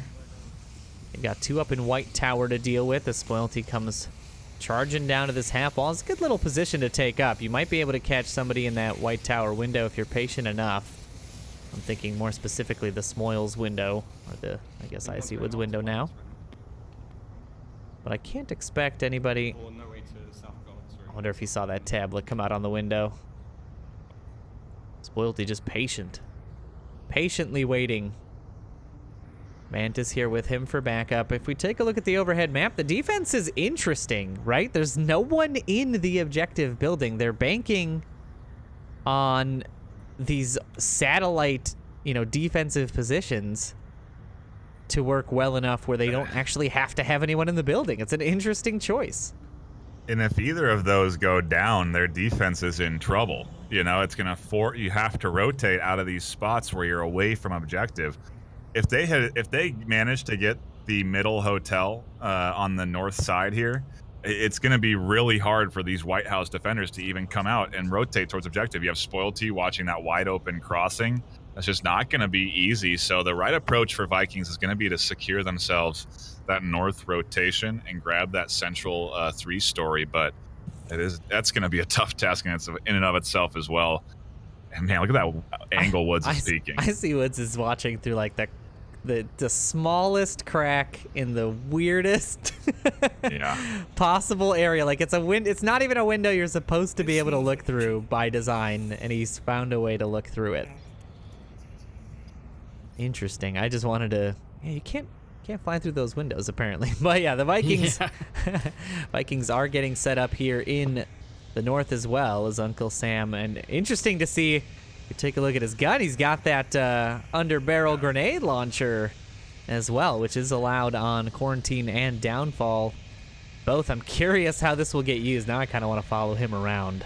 I am gonna bet that it goes into Killinger's room, and I think Nalik might have one as well. Let me take a look at him, because nope, not one on Nalik. But yeah, I've seen it used most effectively from the street from Center Hotel into Killinger's building, because it clears out that dark room, which gives you the cross to objective very easily. So Vikings now taking a more beginners-esque approach to this objective as they sort of create a bit of a lopsided half moon, but a half moon nonetheless. As we see, we do have one member here, Nalik, who made it all the way onto West Street. This is so interesting. Killinger's the only one who's really going to be able to see this. And if he stays low enough, that that tube, unfortunately. Actually, I think that went inside the building. I think the explosion just looked weird on my screen. I think that actually came in through that window. But a little bit of pre-fire from Spoilty, I think, in a white tower there to try to keep them suppressed. If they can find a way to distract Killinger, Nala can just crawl his way all the way to the objective and cap. But Killinger is being vigilant in that window. Will he see Nalik cross here? He doesn't catch the cross at this building. He's still holding the angle, so if Nalik can just continue this snail's pace crawl with the horrific body IK, he can he can absolutely I mean, this is happening before our very eyes. Killinger's not holding. Oh, he just changed his angle. Nalik's the one who's gonna find him, though. The headshot comes out. The 2 in Center Hotel now have to find a way to get West Street down. Kev is in the window too late. Oh, Nalik's gotta not. I mean, look at this. The rotation came in full northwest. This When is did a that cap. happen? We're so focused on Nalik. Icy Woods is going to find Spoilty on the hill. Uncle Sam not ready for Woods' position. Krorzy now has to slow up a little bit. Nalik continuing to push to the objective, though, and now the trade. Woods and Krorzy coming out. Smokes towards the objective. Where is the defense in the white tower? They're not rotating down. Kev will find Mantis. He can find the backside of Nalik. He does, and Beginners will hold on to that defensive round. Wow. Oh my goodness. Had Nalik just gotten up and booked it into that smoke, that would have been a cap. Guaranteed. But a little too much caution is what gives Beginners that win, I think. You do have to wonder why he didn't go into the smoke, because you're right, that's the ultimate cover. You're not going to be able to be spotted by anybody unless you get seen moving into it. Then you're a pretty free and easy target. But I mean, to not pick up Kev there, that's detrimental. It's like I had said, if they had managed to take either one of those satellite defensive positions, the White Tower or that 3-story, it was going to be bad news for Beginners. And I'm surprised that we didn't see the rotation, like you were saying, out of that White House way sooner or at all. They were going to allow that cap to go in so easy if Kev had just not grabbed. I think he grabbed a triple kill there, didn't he? Because he managed to pick up the 2 that were defending and the capper. So huge moves from Kev to secure that win for Beginners. Vikings had a good approach too on the Center Hotel, right? So like Nalik was up ahead, so they were looking down the street for him. They had a guy watching the door. Uncle Sam rushed in, missed a kill, and then they knew immediately where Icy Woods was in that corner. They watched the door for him. He came out, he traded with one, and then Kev rushed out and killed the other, and then killed the capper. But like, that's 3 guys that you invested to take down 2, and the fact that Beginners came out on top of that is very impressive. It was a great heads-up play by Kev. It could have gone very badly, but the extra caution from Vikings there kind of biting them in the behind in that particular play, and now we have got ourselves a Beginners offensive round, but it hasn't changed that much. They're attacking now the South HQ objective, so they are going to have to basically set up the same defense and deal with a very similar offense. If I was the Vikings, I would be expecting folks coming down from the south, and Nalik and Mantis here will be the ones to likely spot out any crossers on the east.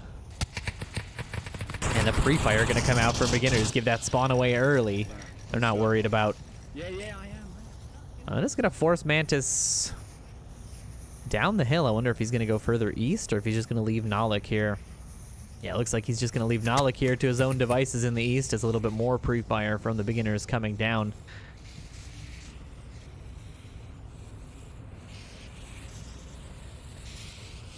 Again, the defense on the objective relatively light, all trying to focus on keeping the South Hills and the South White Tower there occupied. I mean, enough smokes on the objective, and this could easily be a cap if the Beginners get within range. So Vikings have to be relatively cautious with how they deal with this. I understand the South Hill defense though, because they do. There's no way to cap that hill, if you're defending from that hill, you can't see it. Unless they get inside that building, they can't cap around any corners. They can't cap around the wall. There's no options there for them to secure a sneak cap. So it's an interesting defensive style for sure to be so away from that objective, but ideally it should work out for them. Can you cap from inside that building where Spoilty is? Yes. Yes, you can. So if they throw the smokes down and get inside, then of course there is no way that South would be able to do anything about it. Right. But I mean, of course, a lot would have to happen for that to be the case. Kevin Killinger here taking up position in North Marsoc. Nalik should now start hearing these callouts. I wonder if he's going to be his regular old chatty Cathy self and give himself away, or if he's going to try to stay tucked in as Kevin Killinger really focused on this dark room. That grenade definitely would have gotten someone in it, but wow, they're committing so many resources to this dark room. I wonder if that was a tape study. They both pulled their pins at the same time, thinking the other one was going to do it. It's an unfortunate utilization of materials as Icy Woods now starts sending rounds down towards White Tower. Kev crosses over, and Nalik, not able to land the shots, is going to give himself away, and he has got an uphill battle of the highest order. A frag coming out, not going to catch anybody, and now two members of Beginners here pushing in to try to deal with the threat. They cannot advance and leave Nalik here. Killinger will push the inside corner. Is Nalik going to be able to spot him out? It looks like he won't. Killinger will find the pick. And Vikings will be the first to lose one, as Beginners do commit to this south push again. They do have Smoils just north of Center Hotel, and he's creeping up with nobody the wise there. I don't think anyone's seen him, called him out. So he's got a pretty good approach to objective. I don't know. If they smoke out White House, he can cap. I mean, like, he can go straight from Center Hotel right towards objective and cap if they distract White House enough. I've been burned before, Trip. I've been hurt before by people who almost capped from the northwest, so I'm going to be a little cautious on that call out. But Killinger and Kev again pushing on the outside. The nice little check nade, a little undercooked. Not able to find a pick there, and now Mantis and Uncle Sam will have to deal. Now Killinger's clearing of White House here will have to be extra cautious as Kev catches a few rounds in his direction and the smokes start to come out. Yeah, Smoils is still behind Center Hotel, not doing anything. Now the res will come out. Are they ready for a second person to rush down as Uncle Sam finds one? Woods not able to find the shots, and Uncle Sam gets away with his life there, but just barely. Woods 43 on the inside of South. He's pushing in. Will Uncle Sam be ready for this? The trade will come out, and Uncle Sam will still be revivable. A little bit of call-outs available. The Woods brothers here in the south, the last two. This is bad news for Vikings. They only got one left alive, and he's not really eyes on objective. If Smoils does want to run up to OBJ and punch in the code, he could. If Woods wants to run up to objective and punch in the code, he could. I mean, this is Beginner's map right here if they just go up and get the cap. Yeah, and he has got to be... I mean, hearing those suppressive shots has got to give you enough information to know that they're close enough where they may want to keep people inside. So Spoilty has to be on the rotations here. The smokes are in. He does find one, but the non-confirm could be a problem as his callouts will be giving the offense enough information to work with. But there are callouts from Uncle Sam as well. If he can see, I don't think he can. I don't think he can either. And Woods 43 already on the objective with tab out. He's in the corner. This is going to be Beginner's map as Spoilty not aware on this defense. It's surprising to see this.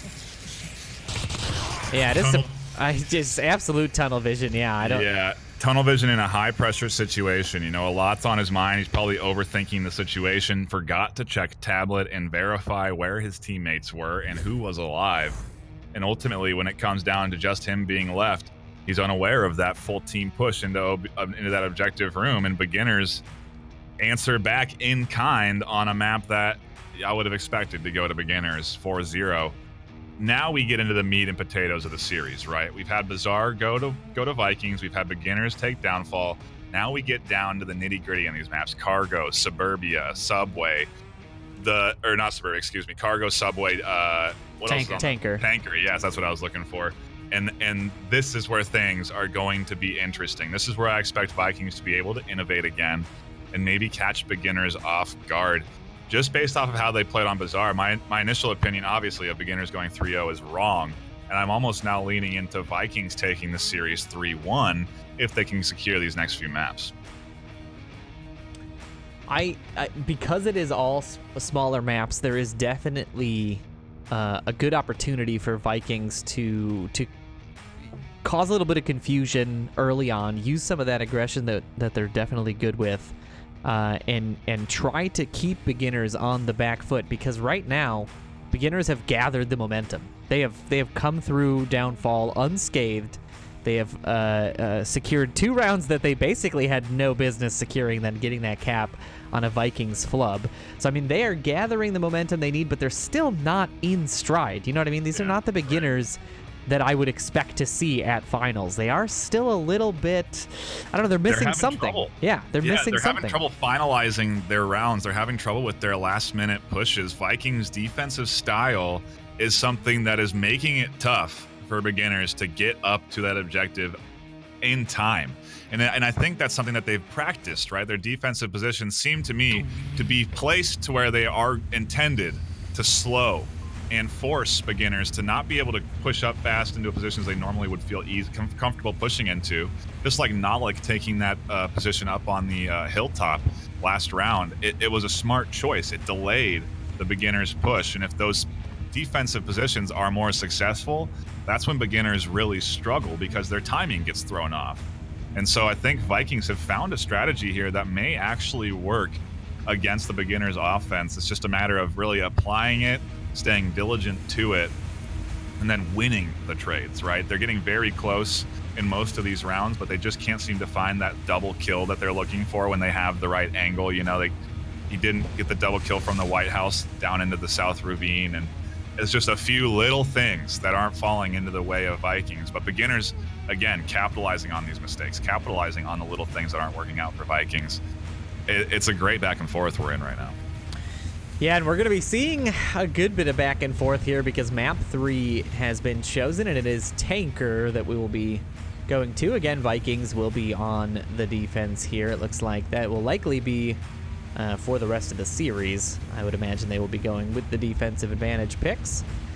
What do you guys expect to see on Tanker here? I mean, it is a map that beginners are very solid on. They're very patient. We saw them, sort of dismantle SMC on it yesterday. I mean, Vikings. No. Beginners? When you guys played beginners on Tanker yesterday. Yeah. So they did a good job of keeping you suppressed. You made a good comeback. You found 3 points, but they got you in the end. And do you think that's going to come into play here? I mean, we talked about Vikings and SMC having somewhat similar play styles. Do you think that's going to come into effect here? If we roll back 2 weekends, we played Vikings on Tanker, and it was a 3 up for us, and then they came back and took 4 points from us. So both teams very good at Tanker. Yeah.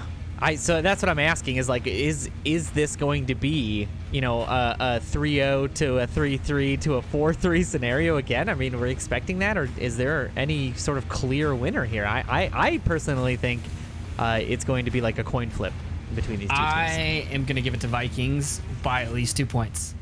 Oh, interesting. Okay. NightFiree, what about you for predictions? Oof. I don't know.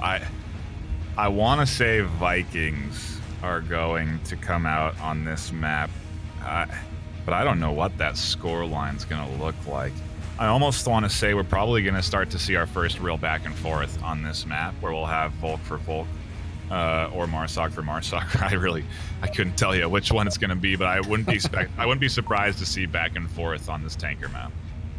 Okay, well, we won't have to wait very long to see what beginners and Vikings will do here as gameplay gets underway in round 1. for this third map. So we are currently tied on the series, 1-1 overall. And we will see what happens with beginners on offense. We did see Killinger bringing the Riot Shield, so he will be utilizing that for his team. And this is the downstairs objective. Oh, we will... Riot Shield and a prepped flash grenade. I like it already. Nalik is peeking this angle, just missing Killinger as he rotates in. We'll take a gander here into the defensive room as Spoilty, Crorzy, Nalik, and Uncle Sam all tuck in on the inside of the objective room. And we're seeing that same sort of setup of the offense as we did yesterday. You see Kev up there on the south. You see Smoils in the north, up top in those two buildings. Woods 43 dead middle. And I wonder if they're just using that for audio cues. They're just listening for any sort of footsteps or call-outs, because they can get a lot of information like this. I mean, this is all data gathering for them. Mantis in the not normal position here. He's in the superstructure on the north side, looking through the porthole window on that door, trying to find Smoils, it looks like, making sure no one comes around the backside and comes down the stairs. Yeah, although he can't guard the whole thing, so I don't know. I don't understand this positioning. Yeah, I was gonna say it's a little bit too wide open. I mean, I don't know who rushes through that door specifically. So an interesting choice. Maybe he's just doing it for the callouts and he can hear the inside. Oh, and he sends a few shots there. I think Smoils is just about to walk out that door. And Woods 43 is the one, I think, who drew the fire in the end. I couldn't tell who he was shooting at. Woods looking under the pallet here. A pretty tough shot to make, even on your best day. And now he's looking for anybody. I mean, Mantis should know that he cannot repeat that corner again as Smoils sends a few rounds down towards the defense. 2 minutes gone. Beginners still sort of poking and prodding. A little bit of prodding from the defense there as well.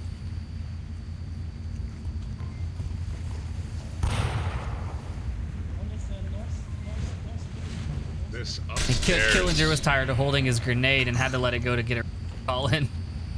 the upstairs focus for this beginners team has me thinking that they may intend to send a few around to flank and try and come in from the backside, utilizing this upstairs. Otherwise, they're just sort of posturing near these stairwells to easily crash down once it's time for them to make their moves. But I think normally you see a little bit more investment in the bottom lanes. They do have one on each side covering the bottom side, so beginners really got their full the full range of coverage here. Can Crorzy hear the comms from underneath?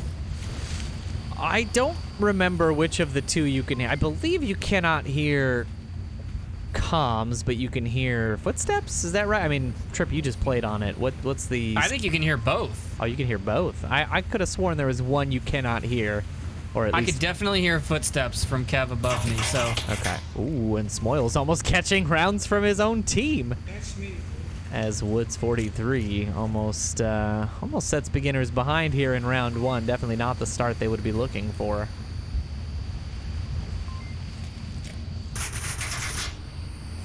Still just poking and prodding here as they're basically clearing corners. We can see them from up top. We'll actually jump into Killinger's view here as he is the first one to potentially expose himself to the defense in some way. He's got that nade primed. He is the nade holding this person right now. I see Woods will find the team kill onto Kevin. Beginners. I don't know what it is. Jittery? The I don't know, res that is- seemed like Yeah, they're so a lucky. timed play. Kev had a nade prepped when he was getting ready to throw it. Oh no. Oh, it's happening everywhere. Ah. Uncle Sam finds the down onto Nalik, and now Kev with the crash gets punished. Mantis finds Smoils in a trade, and Spoilty will be the one that finds two with a nice little grenade toss. Can Woods 43 clean it up? No, he cannot. Wow. And a Spoilty triple is going to be the thing that Dang. gives Vikings their first point in what it was a very confusing 30 seconds for, Why- I think, both teams. Why were there three beginners right in that hallway? What? It was an You know interesting... better. They didn't spread out. They invested they stayed on those stairwells and they all went down the stairwells. They didn't send anybody to go flank. Luckily, they didn't do that because there was a defender up top waiting for that to happen. They traded. They found that defender. Oh, okay, that's what happened up top. Yeah. The action was going on down bottom when that trade happens, I think. So I think I missed it, but yeah, it's just they weren't spread out enough. I don't know why they all chose to go up that lane. Maybe because they felt confident with the shield being there and the nade ready to go inside that gap that they'd be able to cover that. But Spoilty, that's just a huge play from Spoilty. That's what that is. You know, him charging around that corner, finding that nade, finding those kills. Very well done. And it's funny. And having enough need. trigger discipline. I mean, Yeah. he was still alive behind the barrels, and he had enough trigger discipline to not blow through a whole mag on confirming bodies and get a reload in there when Woods could have popped up and got him. Yeah, surprised Woods 43 stayed tucked in like that. I don't really know what cue he was waiting for. The defender was around the corner for a good 2 to 3 seconds before he tried to react, and I wonder if he thought that maybe whoever had the shield was holding a nade, and so he was worried that was going to explode on him, so he tucked back in. Oh, interesting. That makes sense. Very possible. Well, we will see what happens as the beginners now have to defend that downstairs objective, and they did a pretty solid job of it yesterday in the SMC match. I remember Woods 43 getting a triple kill with a grenade in that same corridor, actually, I believe. So we'll see if they're able to bottle that up and reuse it as round 2 gets underway. Vikings now on the approach. Vikings opting to not take any shield. Yeah, they're not big shield players as far as I know. I mean, it definitely has an advantage as Spoilty comes crashing down this corridor. Guns a-blazing as all the beginners will tuck in on the downstairs. They have not sent any up top just yet. They are watching every entryway here. Mantis and Uncle Sam up top on the north. Nalik and Krorzy along with Spoilty at the bottom on the south. Curious to see. Okay, that smoke is not. Is that Smoils' smoke? It must be. No, it's actually upstairs. It's Mantis's. Or No, it's downstairs. No, now there's a downstairs. Yeah. So now they're now they're pouring the smoke down through the floor. So again, this is an interesting discussion to have, and there's been a little bit of it in that these smokes are coming out. Oh, that nade is going to find Spoilty. Yeah, he was not ready for that frag to be in that position. That down will come out. Woods with the confirm. But it's an interesting discussion to have where some teams and some players have been using the smokes, the directional smokes, to point them through walls. I don't know. It's not a discussion I want to have on this stream, but something that we should definitely have in the league going forward, because it's an interesting they didn't even use them of a though, game is what's mechanic. weirder. Yeah. Well, of course, yeah. There is that. Krorzy will be the first one down on his approach on the inside of objective, and there's the confirm from Killinger.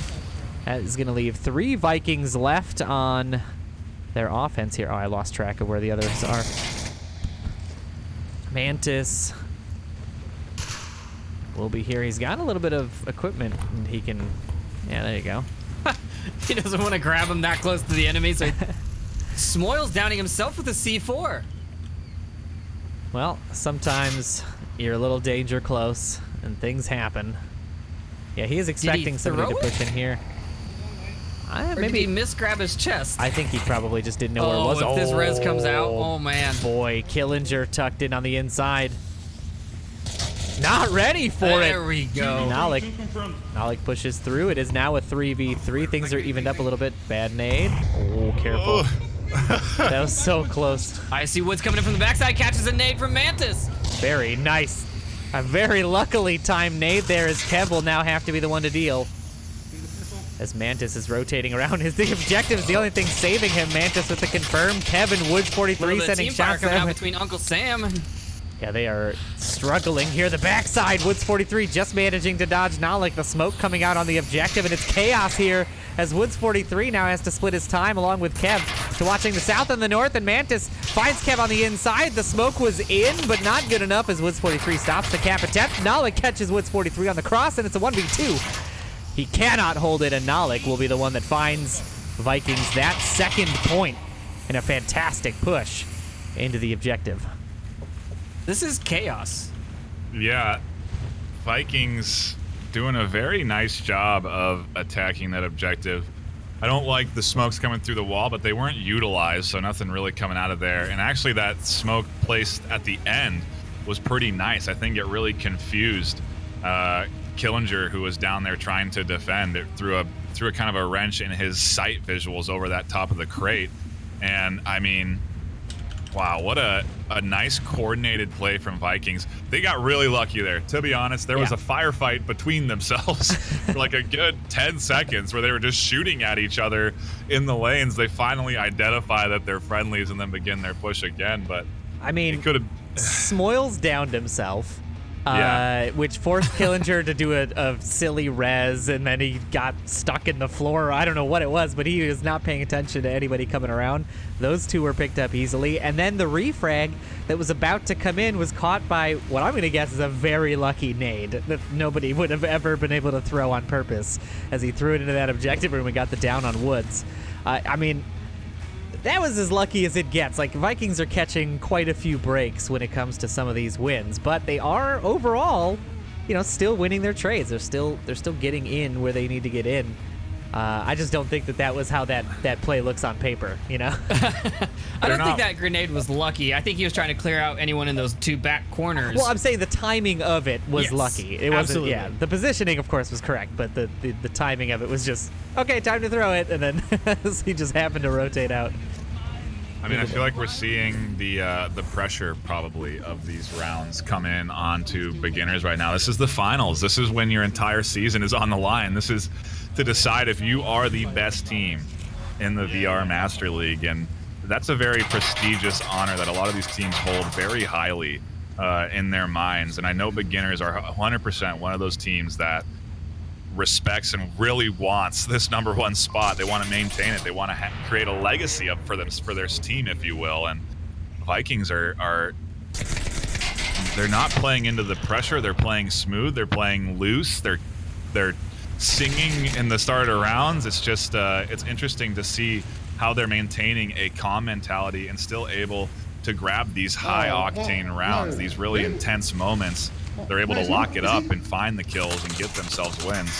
And now we got this upstairs objective that Vikings have to defend, and it's an opportunity for beginners to get back on the board and start to mount a bit of a comeback. I mean, we take a look at the approach here, and it's that sort of straight line with Killinger just out in front a little bit. And they are keeping watch, vigilant watch, over any potential little peak spots that the Vikings may have. But Vikings are all tucked in. They're not moving, right? Spoilty's in position. He's holding this outside of the container here. Uncle Sam and Krorzy. Ooh, Krorzy almost in danger there. A nice little check nade coming out. Who was that? Was that Woods 43 that threw that? It was quite a throw.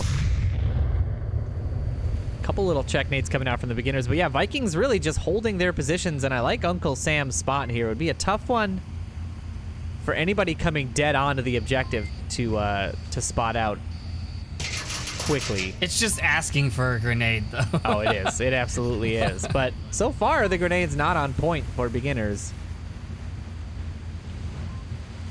Smoils pushing up that south side tunnel. Nalik doing the exact same play that I did against this offense, singing and everything. I mean, it's identical. There's a C4 down in the tunnel, and he's just watching the window. Yeah, play right out of that book, and Smoils now on the approach. Okay. Yeah, C4 is right there on the inside of that box. Is that gonna do it? That's just what I was wondering. Is like, what is the splash on that? That box penetrable though, right? No. That box is not. Only certain ones are. Actually, I think on Tinker, none of them are. but from the window that Nolik's at, you can see him once he's on the other side of it, the closer side. So I just wonder if it's angled properly, if it's going to explode at a wide enough radius. Right, that's kind of what I'm thinking. Nolik should be seeing this. Oh, and Smoils is gonna back away the second he saw Nolik calling him out by name. And Smoils will back away as soon as he sees that window defender. He's lucky that he wasn't quite paying attention on that clacker, because that could have maybe still been a down. Man, maybe that C4 needs to go up on the door frame. Oh, And you see the guy, and then he rotates away. Yeah. Smoils did check the inside of the door frame as he pushed through, though. We saw him sort of like turn his neck in all directions and look around, make sure it wasn't on it. So I think they're ready for even those sort of 100 IQ plays. Smoils now pushing in through the north.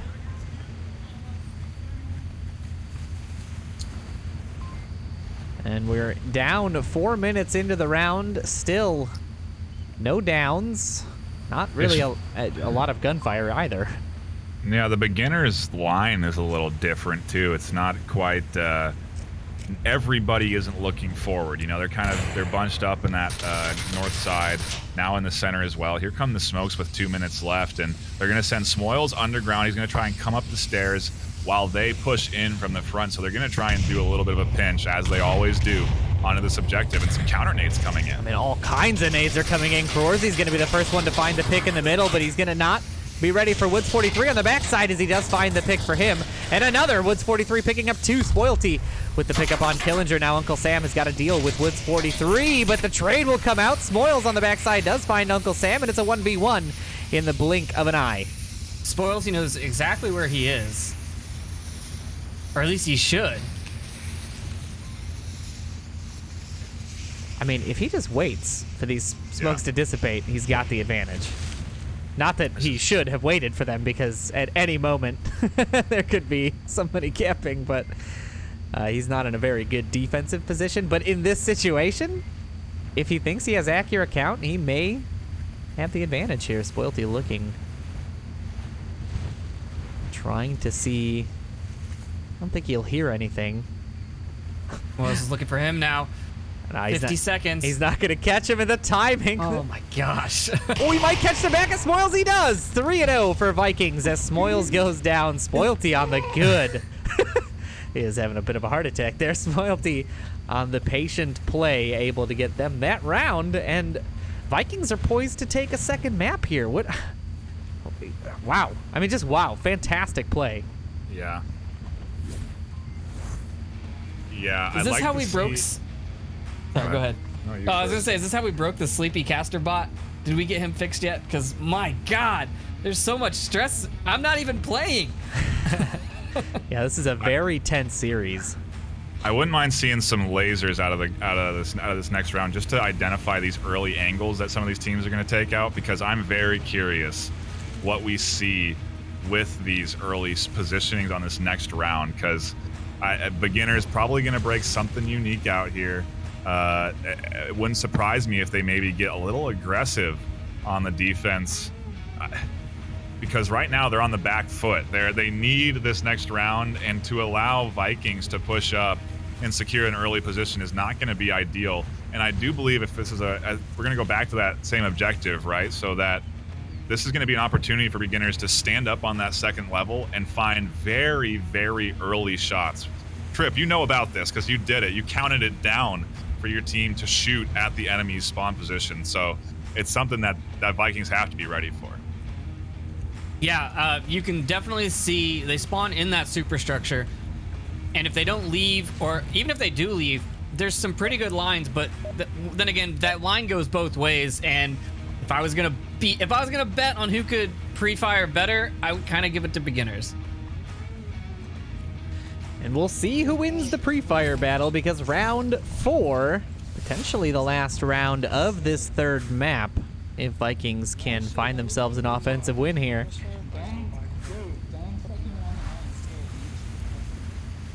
A little bit of instruction coming out there from the Killinger side, keeping everybody in check, making sure they're focused. You can definitely tell this sort of spirit is different on the two Yeah. teams. You know, it's a very clear and distinct difference, and in this case, it may not be beneficial for the beginner side, but they are very focused team, very dedicated to their play. And Killinger, the first focused one to get the pick as Nalik pushes in through the downstairs middle, and will be punished as a result. You know, we're not seeing that 3-strong beginners defensive push that we saw before, but that might be because they are down 3 points already. Spoilty now in a good spot. Oh, he gave up on it just a little early. Killinger was going to walk right out into it. Killinger now, I think, the sole defender of the downstairs, as Uncle Sam and Spoilty just wait. They're tucked in here. That could be bad news later on for them this round if they don't address the fact that Killinger got a kill underground, and they don't peek this and try and deny Killinger this position downstairs. He could potentially end up flanking them once the push comes in, once smokes come in on objective, and this Viking squad begins to advance forward. If nobody takes that downstairs route, if nobody opts to defend against Killinger, he's going to pop up and have a couple of exposed backs. That's Killinger and Smoils down there, sending that pre-fire down into this lane, keeping anybody from making the peak. Get away from that sound because that is deafening in my ears. But plenty of pre-fire there coming down from Smoils' LMG. So the rest of the defense pretty light. I like Icy Wood's little angle here that he's holding. And now the blitz starts to come in. The offense in. Kev with the nade pick. It's going to find the first. It's going to slow the offense up a little bit. Spoilty will find a down in response as Smoils going down. Killinger having to go back for that res. Both players up now. And the offense starting to crash through. Killinger is going to find the back of Woods 43. Seemingly by accident, it would look like. Icy Woods does capitalize on one. Mantis with the frag onto Smoils, and that is going to be a full-on trade out. Kawarzi with the confirm. Icy Woods now on the backside. Finds Icy Woods, and now leaving it just to Uncle Sam for the Vikings offense. What was Uncle Sam doing during that push? That looked like that was the time to go. I think he was worried about Killinger flanking him. That's the only thing I can think, is that he was sitting on the back end watching their stairs, making sure nobody came up from them, and he never participated in that forward push for the rest of his team. Now he has got quite the uphill battle here. He's got plenty of time, 3 minutes left. He does maybe catch one crossing there. As we ride along with his view, not able to land those shots. And I mean, clock is ticking, the defense starting to push up. He's got a defender right here on the inside. He needs to find another way out. Honestly, going all the way back and coming, you know, through the bottom right now would not be the worst idea. He does spot the defender coming through the window. He is quick enough to get Woods 43, and now it's a 1v2. I don't know why you would do that when you had the 3-man advantage on a defense and you're down 3 points. Yeah, I think a little bit of it is nerves. You know, you would kind of want to just end it. Think you have the advantage on him. I don't think they expected to see him there. Some shots ringing out. I mean, he is just dodging bullets. Uncle Sam having a very hard time getting hit in these crosses. And it's keeping him in this series. Just under 2 minutes remaining. It doesn't look like beginners also have an accurate kill count. They're checking downstairs. I mean, it looks like they're concerned about more caps coming out or something. There were a lot of trades, so their information on who's alive and who's down is probably skewed because of those trades. They couldn't have the teammate that got the kill confirm that the kill happened. So there's obviously, like you said, a miscount on who's left alive, and that's going to play into Uncle Sam's favor because the rotations are going to be going out from beginners pretty consistently, and yeah, he couldn't find Kev. That was a close peek, but the peeker's advantage is going to give that to beginners as they put themselves on the board for the first time in this third map. Good series so far. Spoilty with 6 picks for his side. Woods with 5. for the beginners, and a pretty, I mean, it has been an even series in terms of, you know, the points. They have not necessarily been going back and forth, but the rounds and each, you know, sort of kill trade is one Vikings, one beginners, one Vikings. So they're kind of going back and forth until those last two-ish members are left up, and then, you know, it kind of shakes out how it shakes out. But yep, Vikings now poised if they can hold this defense, which is not easy. This is that middle upstairs objective. Definitely lends itself to some pretty aggressive plays and some, I don't know, some very smoke-heavy and utility-heavy types of approaches, and I think beginners may have something up their sleeve here. We'll see if Vikings are ready for it. A shout out to chat. We did just cross 100 viewers, so thanks for everyone coming out and watching this awesome series. Yeah, we do appreciate all you guys in the chat, all those subs and bits and everything. We not had a chance to really thank you so far, but we thank you for tuning in the last couple of weeks, in fact. I mean, we have had, I think, probably one of the most exciting postseasons that we have had in a very long time. Just a lot of really great games, a lot of good upsets, and we're super, super glad you guys have tuned in with us and dealt with all our shenanigans as we brought you the action. So thank you again for spending your Sunday with us. We very much appreciate it. All right, the teams are loaded in. Gameplay is underway, round 5. That's a laser. Get ready for a shield. All right, we're gonna, just because Nalik reminded me, I'm gonna turn the lasers on for this round. Thank you, Nalik. I know the chat. He saw it. That's what Yeah. I was Their confused when he was laser. saying. Yeah, no, their laser. Not my laser. Not the. Oh, nice. Smiles a little. Setting out a little musical pre-fire.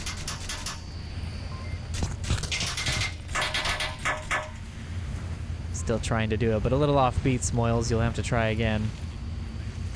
The Vikings defense here, I mean, very stacked on the middle. A good position here for Uncle Sam to just be able to watch and not get caught out early. And we're going to see that same beginner's patience, I think. Yeah. Again, there is one in the superstructure. Mantis, no, sorry, Nalik this time. In the far back superstructure on the stairs. They probably put I was going to say put a C4 there, but it's not really much use if you don't know when someone's coming by your C4. Yeah, exactly. I think that, I mean, that position in general just seems, like, you could probably station someone maybe, like, right behind this box and sort of get the same effect to catch a flanker as you would keeping somebody all that way off objective. Killinger now right underneath the objective. He is going to be making his way up. I wonder if he will push the far back and play into that Nalik defensive position, or if he'll just wait for his team and then try to come up one of these stairs. I would venture the latter rather than the former. Where did he actually put that C4? I don't know if he did put one. I'm just saying. He's holding a clacker. Okay. I just can't find a C4. Well, I'm not going to go C4 hunting live on stream, but if you find it, let me know. Mantis and Spoilty. Just, I mean, everyone, like, the Vikings are kind of like antsy. You can sort of tell they're all just shifting a little bit and checking. It's to their credit that they're even staying as patient as they are, that Uncle Sam isn't looking for angles.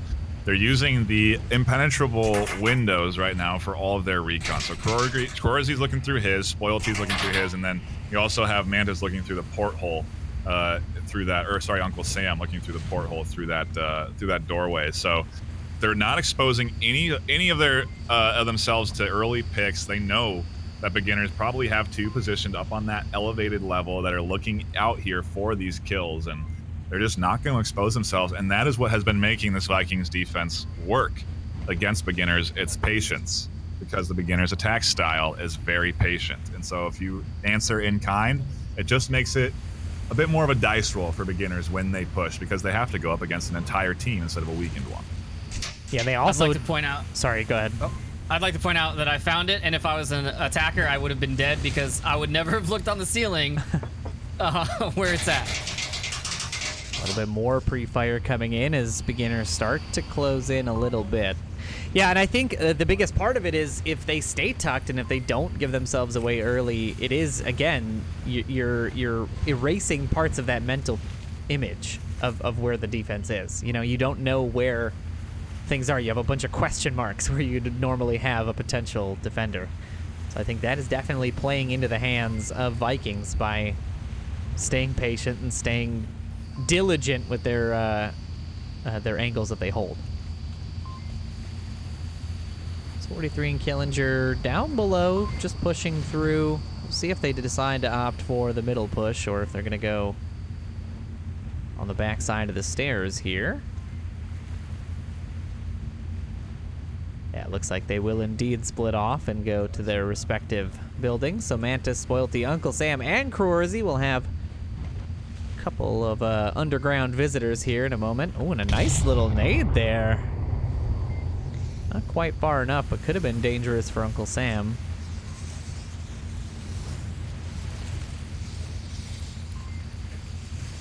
Here they come on the stairs. Woods 43 with the quick peek will find one. The grenade coming out on the door for Uncle Sam will not have any effect. Uncle Sam finds one. Peeks down, Icy Woods will punish that. And now it's a 4v3. Vikings defense now struggling to stay alive as everybody crashes in. Mantis will have to find Smoils here. Smoils has pad out. This could be a cap. I don't think they're going to be ready for it. The call for objective just came out. Smoils dropped it. Unbelievable. Woods 43 finding Nolix. Spoilty with the pick onto Killinger, and Spoilty holding things alive here for the Vikings.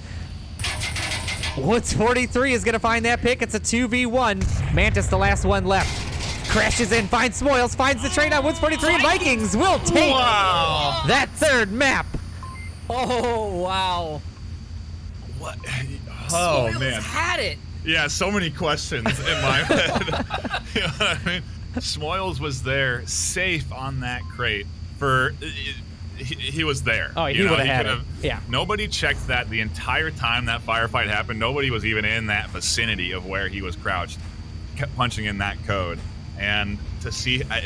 Spoilty yelled out, check objective, and at that point, Smoils just threw his tablet away and gave up on it, which, I mean, I can understand, but you had people covering you. Yeah, that was it was an interesting... I don't know. It's the pressure of the finals, man. That's what I'm gonna keep saying. And I think it's interesting to see now that beginners on the back foot in this finals series are having a bit of a... I wouldn't say a tough time. I mean, they obviously are having a tough time, but it's just they're getting kind of thrown off their game a little bit because they're playing under pressure. They have to win these rounds. Now we go into a map where if Vikings take it, they take the finals. So the pressure amplified even more now for beginners. And I'd love to see them lock it up right here because I know they're very capable of sort of refocusing, readjusting. They don't let momentum of the other teams necessarily swing them very often. So this next map, beginner's choice, their options are limited, but I don't think they look bad on Subway. Yeah, and Subway is the fourth map chosen here by these two teams, so we'll see who comes out on top. I mean, beginners have struggled on Subway a little bit, I think. In the postseason, they've definitely been able to take it away from Vikings in the past, but they lost 4-0 to Mayhem in the round robin series, surprisingly. And I don't know, they kind of just were not clicking on it. So I don't know if it is a lack of practice or what have you, but they've definitely struggled with Subway in the past. So I don't know. I think Vikings starting off on defense for basically the entire series is definitely helping. Getting the ball rolling with a defensive win to start is a huge bonus for them. We'll see if it's enough to carry them. I have a feeling beginners might have shored up a little bit on Subway, so we'll see what happens here. But what are your predictions, Trip? What do you think is going to be happening? I mean, we're in a 2-1 series going the way of Vikings, so very much outside of your original prediction. What are your thoughts here? After seeing Vikings take Bazaar and Tanker, I see them taking Subway as well. They're very good at it. Okay, NightFiree, what about you?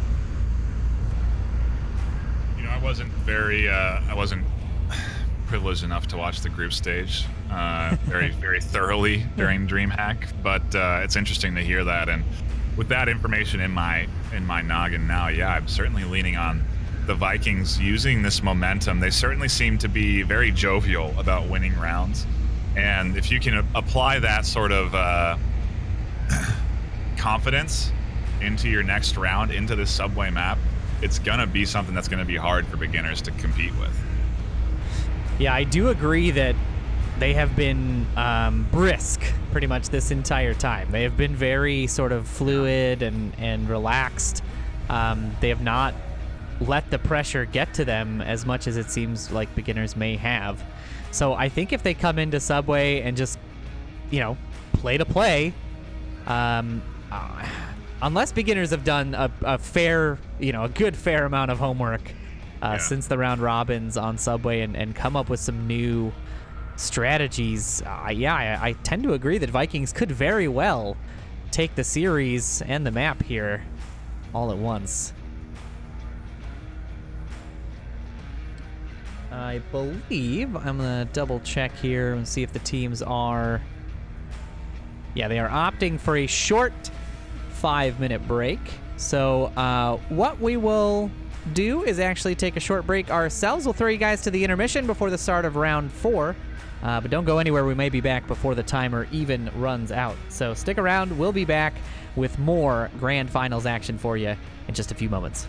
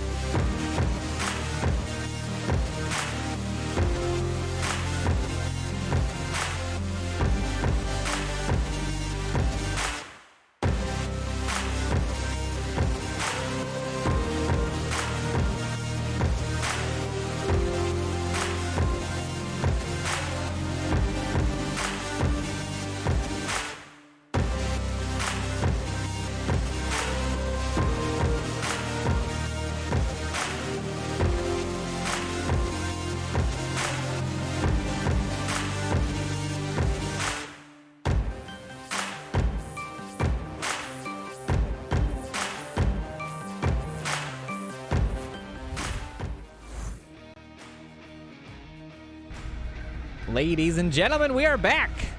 And a short little water break there for both the teams and the casters, and hopefully for yourselves.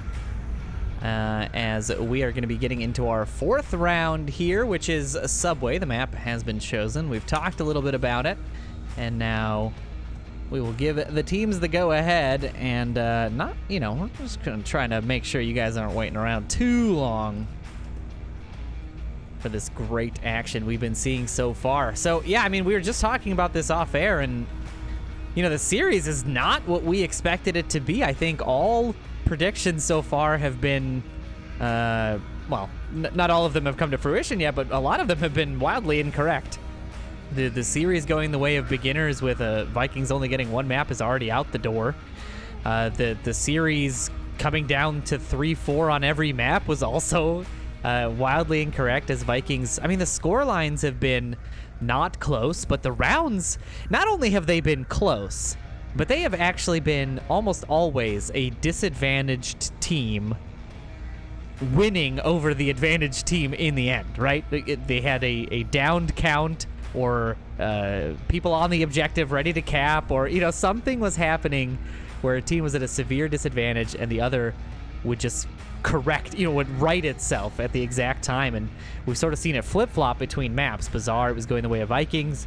Downfall definitely went the way of beginners as they took that 4-0 with that final cap. And then Tanker, Tanker was Tanker. We just saw some great defensive plays. And again, those pushes from the beginners just were not feeling exactly coordinated. I think a lot of it has been that they just have not been aware of the Vikings' positions throughout the series because of their level of patience.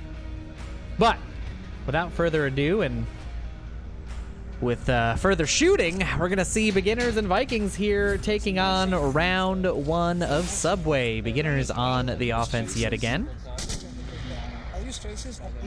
So it's looking like our only prediction that's accurate so far is Sleepy's with a 3-2 to Vikings. Yeah, I believe that's my prediction as well. Sure it was.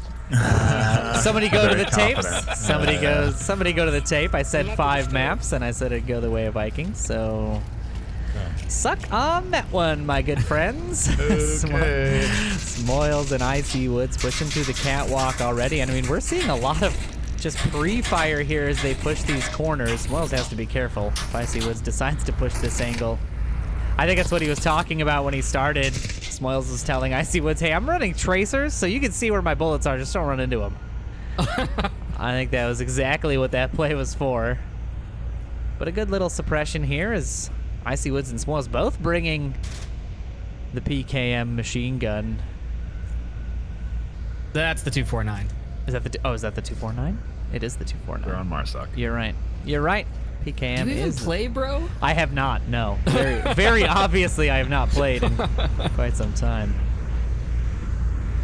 All right, let's take a look down here as the defense has to deal with the downstairs push of Killinger and Woods 43.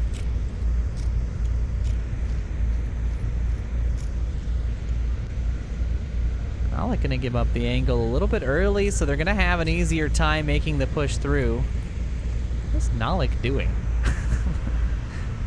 I think I just heard somebody in the tunnel. Yeah, so the call out does come out that he may have heard somebody in the tunnel. I'm not sure how and or why that would have happened, but either way, some information coming out as Rorzy and Uncle Sam are tucked in on the OBJ, staying pretty close. Let's just check in with Killinger's little shield push here. So the Vikings defense, they've only got 1 defender upstairs watching the tracks. And he's going to have to deal with Icy Woods coming from the north stairs soon. But the rest of them are heavily invested down on the platform itself. They definitely don't want to give beginners any easy access to this objective. Ooh, that grenade was not... I was like, well, who is he grenading? And then I realized after the explosion he was blowing up the C4 that was in that position. So Killinger, having dealt with that C4, now opens up that south route a little bit more. Vikings not going to be able to get there their patented C4 hallway kills here. Beginners clearly doing a bit of tape study there, understanding they have to be very cautious around that.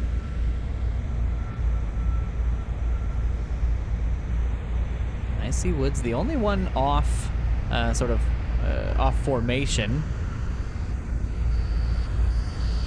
There's another C4 though, right in front of Killinger on the other side of that box. And Oh no. Loyalty has the clacker for that one. Will they be ready for it? I feel like if this box says fragile, the C4 should blow it up. I'm just saying. Just saying. All right, Woods and Killinger still tucked in here. I mean, is the defense going to peek this? Like, I'm curious. Yeah, Nalik already... There it is. I don't know if that's his first time peeking it, but he sends a few rounds down towards Killinger. They need to be patient with this C4. Callouts coming in. Mantis is going to find Icy Woods on that northern approach, tucked in on track 2. The confirms will come out. And I think now he's being hunted. Let me actually pop over here real quick. Yeah, Smoils looking for Mantis, hearing those shots. So now we'll come down to whether or not Smoils can stay quiet enough to surprise Mantis. And it looks like Kev's also backing Smoils up on the upstairs. A little bit more shots out towards Killinger's position as well. I'm diligently watching to see when they push that corner because I want to catch the C4. They're still tucked in. Smoils pushes the inside. Mantis! Wow, I can't believe that was a trade. Smoils checks the wrong corner initially. But it is going to be a down and out as Uncle Sam now almost catches the bullets of Kev, trying to maybe go for that res. He was a little bit tepid on it, but that's going to force Killinger and Woods to back off a little bit. Nalik sending a few rounds chasing after them, but they are going to reposition and reapproach from a different angle. They've opted in the final 60 seconds. They've got 60 seconds left. They are going to choose a completely different approach. Nice little nade there. Would have caught him out had he been in that position, but the call-outs probably won't have much effect. I don't think he can... Yeah, I don't think he can see They can down this hear him, tunnel. and they're concerned that he's still there. Yeah. They can't see the body. There we go. Killinger with the confirm now, and that's going to make it a 3v4. As the remaining members of the defense are on objective, there's only 30 seconds left. I cannot see this push succeeding, but we'll see what the beginners opt to do as the clock burns down. Killinger rounds the corner, tosses the nade out towards the common position at the soda positions. Uncle Sam will now have to be the one dealing with Killinger, but Killinger finding the pick first. He's got tab out. Corsi needs to check. He finds him. And no cap for beginners as Vikings hold on to the defense. I wonder what happened to the shield there. He went to go for the pad, and most players with the shield, they prop it up against their body to at least, deflect a few bullets. When he went to grab his pad, it looks like he kind of knocked his shield out of place, and he was pretty exposed there trying to punch in the code. I'm also curious why he didn't try and use the objective as a means of cover. I mean, He had some time to set up. I guess he was pretty low. He probably only had 30 seconds left on that clock, but... Oh, about 15, I think, at that point. I was to say, Yeah. I think it was two things. I think one was there was like 12 seconds left when he got on objective. And the other one was with the tablet in the shield, sometimes it will cancel your code because of how the shield falls. Like, you can't prop it up against the tablet all the time. So, risking that is just not something you really want to do. Yeah, and it is going to go the way of Vikings there. I mean, I think it was doomed to fail anyway, and we saw how... Yeah, it was good defense by Vikings. Yeah, the defense was really going to hold it out regardless, and good heads-up awareness there by Corsi to check the objective after hearing those shots. So definitely could have gone a different way, but Vikings able to hang on, and now beginners will be doing their first defensive round on this objective and on this map. I think giving up on that tunnel approach after they cleared both C4s didn't make a whole lot of sense to me. I was very confused, but at the same time, we, as the casters, of course, knew there was additional C4, and they likely had more than one player there. It would have been a tough... No, they cleared them both. Oh, did they clear both? I did when not the trade catch this happened second. upstairs, they cleared them both, and then they opted to leave. Interesting. Yeah, I would not have agreed with that as a choice. I mean, you've already committed resources in that spot. You were light on time. It would only make sense to try to commit to your original plan. But did not work out for them in the end, as now Vikings will be on the offense.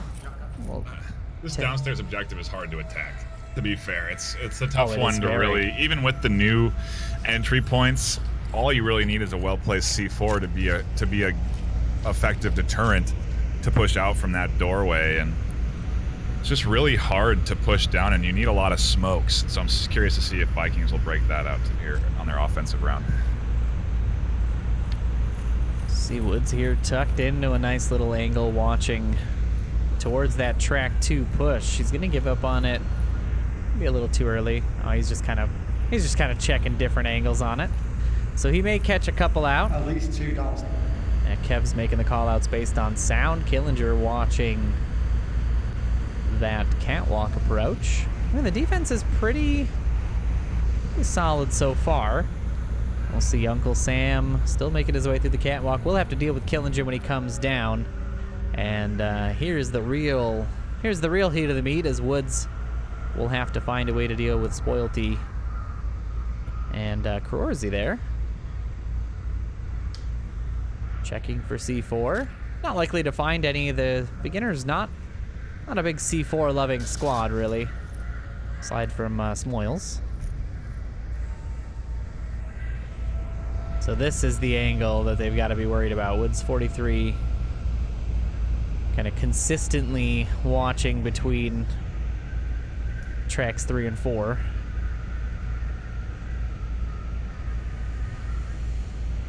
They're taking their time in their approach, as they've got plenty of it. 4 minutes still left on the clock. Oh, this is so dangerous. He stays there to give the visual call out to Spoilty, and gives Woods enough of a chance to peek out, get the shots on, and Vikings will go down 1. Icy Woods finds another, and Mantis pushing the south. One dead If Vikings had just given all 5 to the downstairs attack, they would have had a much easier time. Uncle Sam and Icy Woods trade going the way of Icy Woods. I wonder if Woods 43 here will rotate. Oh, Spoilty and Nalik have backed off. I was going to say, if one of them was on the inside of that track, they could catch the rotation to the res potentially, but Woods 43, I think, is going to continue to hold this. Ah! All right. Nalik now going to be pushing on that downstairs. And we're going to tune in with him, as they are the last 2 members of Vikings remaining. Loyalty and Woods 43 here. Checking the same angle, but not at the same time. Is Woods gonna go res his brother? Looks like he is. He's leaving the angle.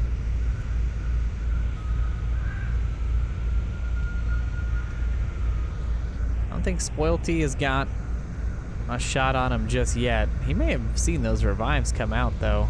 He's gonna need some serious trigger discipline,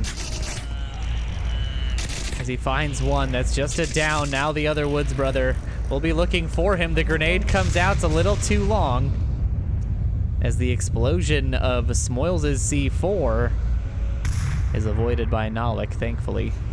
Spoilty looking, does find Icy Woods. Now Nalik here on the downstairs, be tossing the smoke in play. Will he be ready for Smoils' position?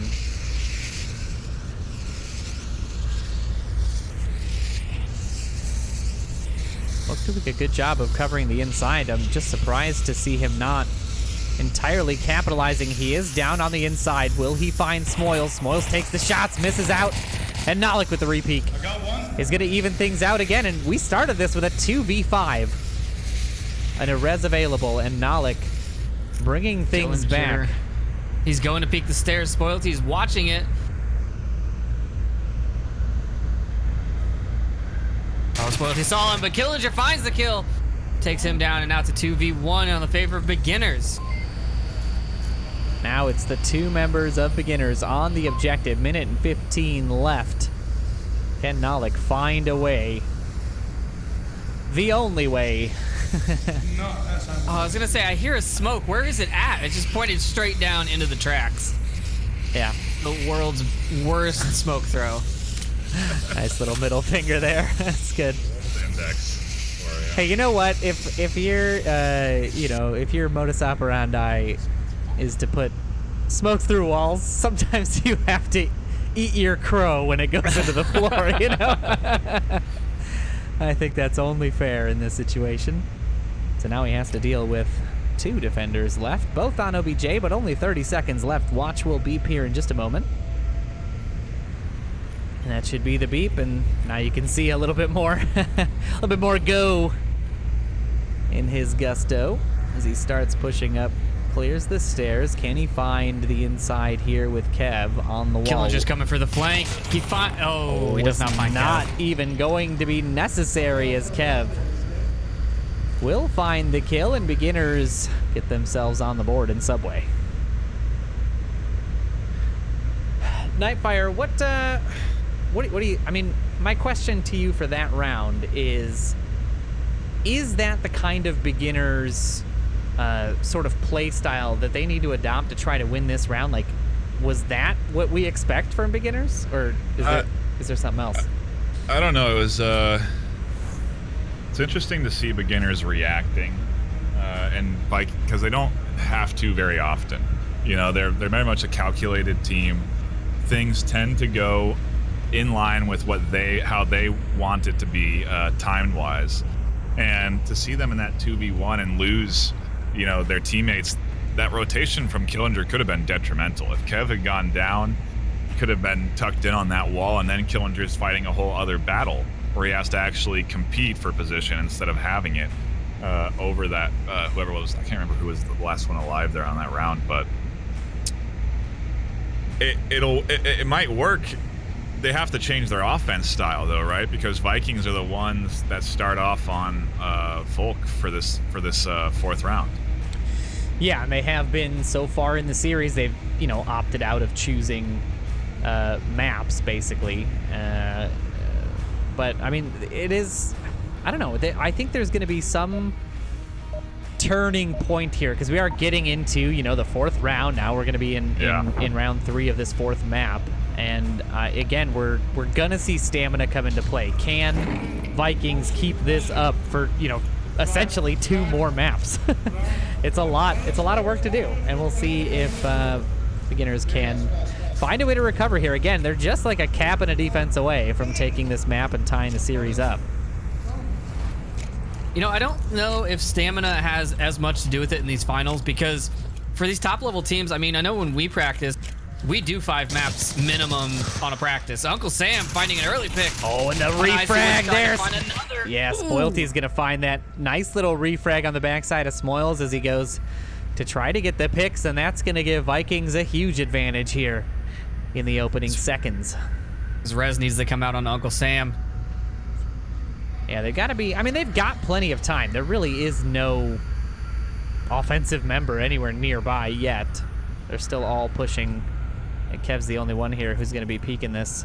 I mean, of course, he's got to go soon. Oh, but Kev gives up the ankle anyway. Yeah, they've got plenty of time. Uncle Sam is now up. 5v3 is the count. And they now have to regroup.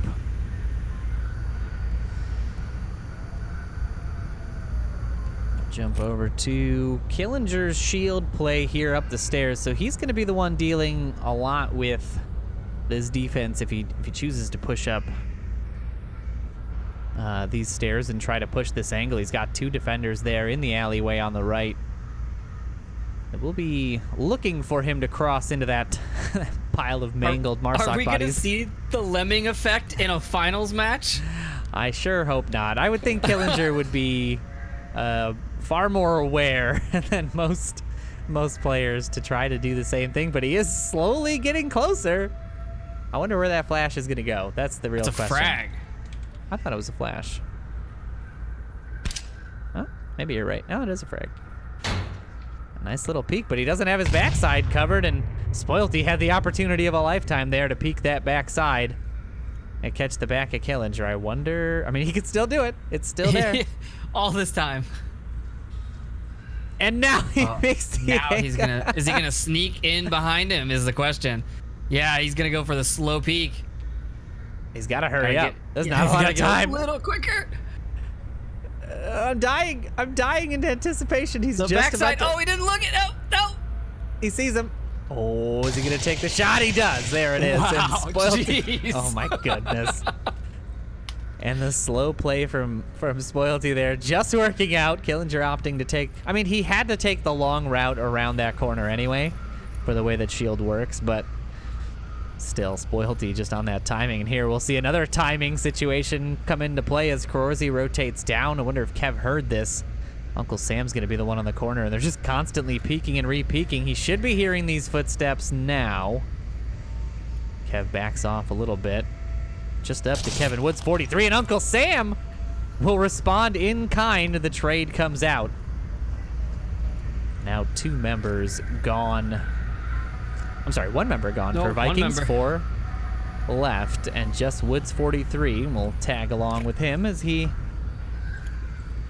makes Panics, his as he panics. yeah, as he makes his on the fly offense attempt here versus the Vikings defense. I mean, I would count Woods 43 out here, but we have seen too many comebacks for me to count anything out. As he rushes this corner, the defense just manages to get away in time. It's another frag, a nice cook there. Oh, wow. Very nice little bounce, but he's still gonna have to deal with the defender who's right around the corner here to the left. Is he gonna be quick enough? I mean, Woods 43's got that reaction time. Is he gonna be ready on this corner? He's not. Mantis will find the pick, and Vikings go up 2-1 on this 4th map.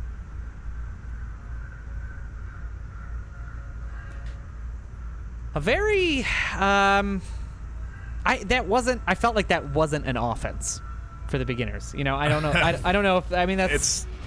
It's because of how the Vikings defended. They got those early 2 kills right away, and that instantly set everything up for beginners to fail. You could see that they were struggling to figure out how they wanted to exit. And even if once they figured out how they wanted to exit, Vikings had been able to position themselves in advanced positions where they could catch off guard the beginners coming out of those hallways and doorways. And it was just Vikings doing a great job of capitalizing off those early picks, being able to then extend their defense into positions that make it even harder for beginners to push forward, and just kind of suffocating beginners from even getting out of Subway.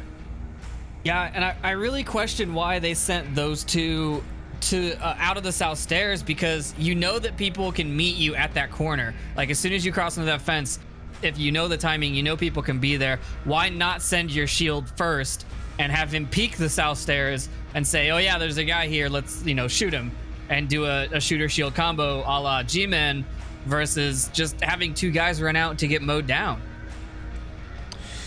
Yeah, I think that they're splitting of their offense like that, and I don't know if they were trying to do something a little faster than they normally would. Like, them crossing into that alley so quickly was so surprising to me, because they're usually so patient and so good about making sure that the next step they take will not be a trap of some kind. So I was just a little shocked that they were not aware that the timing, of course, would allow a defender to see them before they're able to make the safety of that fence.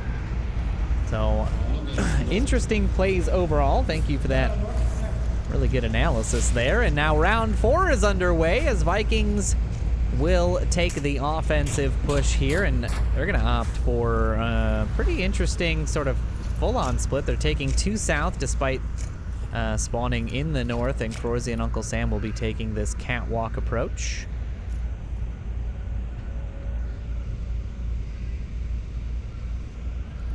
Beginners do have one set up down here. I think Smoils is the one. Yep, tucked in behind our little ticket counters. So it's a weird play from Smoils. He put a C4 outside of where he's at on the wall way up high. But if he goes down guarding this walkway, then that C4 is useless. A little bit of pre-fire there from Spoilty. No one there to catch it. I'd say actually it's more like suppressing fire in this case. Maybe just trying to bait out any defenders. I hear when it comes to LMGs, if you don't use it, you lose it. Yeah, that is definitely the case. So Woods 43 and Smoils going to be the first to have to deal with any sort of...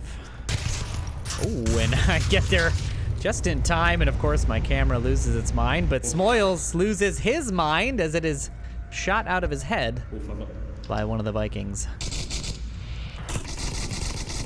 Yeah, Cruzy and Uncle Sam taking that catwalk in a prone position, making those peaks even harder to see at a distance, plus the smoke that's on where Smoils was hiding, and just bad luck for him. And now that C4 that he placed is not going to be useful in the defense. Unless Icy Woods has the clacker. I was going to say, somebody may have traded a clacker. Ah, yes, he does. Icy Woods has the clacker. So let me show you where this C4 is. It is right here. Dillinger's gonna find one pick there onto Nalik. Ah, interesting. Yeah. Interestingly I'm not placed sure C4. how much it'll catch. Yeah, I mean, you would hope they would have tested the range. But now Spoilty here pushing through. Someone's gonna have to deal with Woods and Killinger in this hallway. I don't know if Spoilty is gonna be the one to do it, but he's certainly gonna try in this 4v4 we've got left over here, and some shots from Mantis will be a massive detriment as Icy Woods finds the kill with the C4 as well. And Icy Woods actually able to call out the team kill on top of it. So not only did he call out, well, I'm not sure if he knows he got that down with the C4, but that confirmation frag got stuck on a ledge. But he was actually able to call out the fact that they had team killed just off the sounds Mantis had made.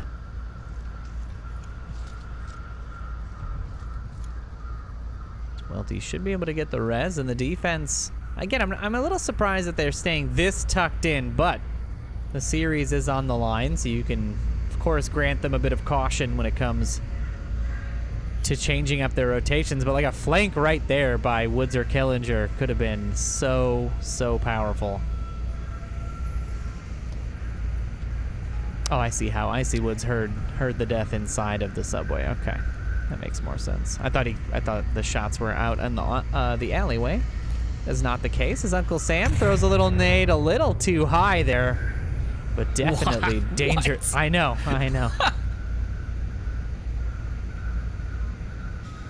Very surprising situation there, but quite a few of those. So we now see that usage. I mean, that to me seems unnecessary. You could just point it out. You know, you don't actually have to put it on the corner like that. But now, Mantis and Spoilty going to be trying to clear the Woods Killinger alley here. It's an odd investment of resources, because to push this, there's so many corners to tuck in. You need so many nades to deal with this, as this is the push I want to see. Uncle Sam trying to find the kills. Can't get on Woods. No, he is not going to find them, and Icy Woods will have to go for that confirm. Shots will ring out. Hasn't found them just yet. Now, interestingly, in this hallway, it's just... Oh, he's got a clacker in his hand, too. There's the C4 at the hotel sign. This is going to be so dangerous. Vikings walking into the thickest trap there is. Rushes the corner, and Woods saves his own life with the C4, but Mantis also not able to find the shots as Woods with the peak shot over the little, what is that, planter? will find 2 kills and give Beginners their defensive round, and we are in that back and forth series that we have been talking about all series or all finals long, but have not yet seen. It's not a series beginners can afford. It's not something the beginners can afford, though. They can't keep this back and forward pace going. They need to grab this next Marsoc round, or things are just going to keep falling into the hands of the Volk, and that's going to play into Vikings' favor. They started on Volk. It'll go back to them if it's 3-3. It'll be on Vikings to defend, and it's ultimately something that will play into the Vikings' favor. But man, like I said, I don't know if I agree on that investment in pushing that alleyway after losing. I think they lost 1 or 2 over there trying to make that lane happen. There's so many cracks and so many corners to tuck into, like we saw with Woods tucking in and then blind firing up over that garbage bin to get the kills. It's just incredibly hard to attack unless you have the proper utility. If you have nades to get rid of that C4 on the wall, if you have flashes to deny the vision from Woods, there's a few things you really need to be able to push a lane like that, and they just didn't have it. So I would have liked to see the full investment with I think it was Karorzi who was trying to push on the other side of the objective. I think that might have been able to work out a little bit better for the Vikings squad, but we have that caster vision, so what we see as a good option is not always what's so obvious to the player. Yeah, absolutely. The only wrench I will throw into our sort of prediction plans for the defense, maybe taking the series just purely based on the fact that sometimes Volk has an advantage, is the fact that the objective, so the objective right now that they're attacking is on the sort of main platform in the middle, which means that the final objective that they will play is the north stairs, which is not a Volk advantage by any stretch. So beginners could just continue to trade rounds if they wanted to and make their offensive push, particularly aggressive at that point and try to take that map then. But even then, I mean, they're fighting for a tie versus a total loss right now. A little bit of a firefight downstairs as Kev and Icy Woods put some shots onto that stairwell. Yeah, they are starting to get set up. Looks like they're going to be coming through this bottom tunnel here, and Smoils setting again. This is largely pre-fire, but this time Uncle Sam is actually there. And he's doing the opposite of being suppressed as he pushes out and finds Icy Woods on the inside corner. Smoils is suppressive fire. Not helping out too much there, as Kev will find Nolik to even things out a little bit. If Uncle Sam can deal with Smoils here, he can! He's quick on the shot, and Smoils will go down. The nade has no effect, and beginners falling apart here again on offense. 2 bodies in the exact same spot. That was definitely a bit of lemmings. I only see the clacker here from Spoilty down. I wonder where that C4, where did he stick it? All right, I'm tired of looking for it. If anybody finds the one on track 2, you know who to tell. But yeah, this defense, I mean, so far has held really well. There's been no pushes on the. They're gonna have to deal with Killinger and Woods down there. It's a suicide bomb planted by the member of Volk that ran downstairs. Ah, interesting. It was at the bottom of the stairs, which is a great spot for it. And it's harder to see because it's in the rest of his junk. That's got to be the worst feeling, is you go to like loot some stuff off of a body, and you see that C4 and you're like, no, must not make noise. Yeah, exactly. Hold your breath until you get everything you need. You look frantically for the clacker, making sure it's that guy's C4 exactly. and not the That's so funny. I would love to see that live and direct here in this series. Woods 43 and Killinger now making their way actually onto the main platform. They've got Kev as backup coming in the north, but he's still a little delayed. They have to be careful with their peaks. Really, nobody on the defense has eyes in this direction. This would be the right approach. Mantis has a great line onto this north downstairs stairs, and if Woods comes up it, he's going to get shot in the head. Yeah, this is going to be a tough peak to make, but Woods is, I think he's just checking the upstairs of that catwalk. Mantis gives up on that angle at the up wrong on it. time. How many times have we seen that this series where players just succumb to timing?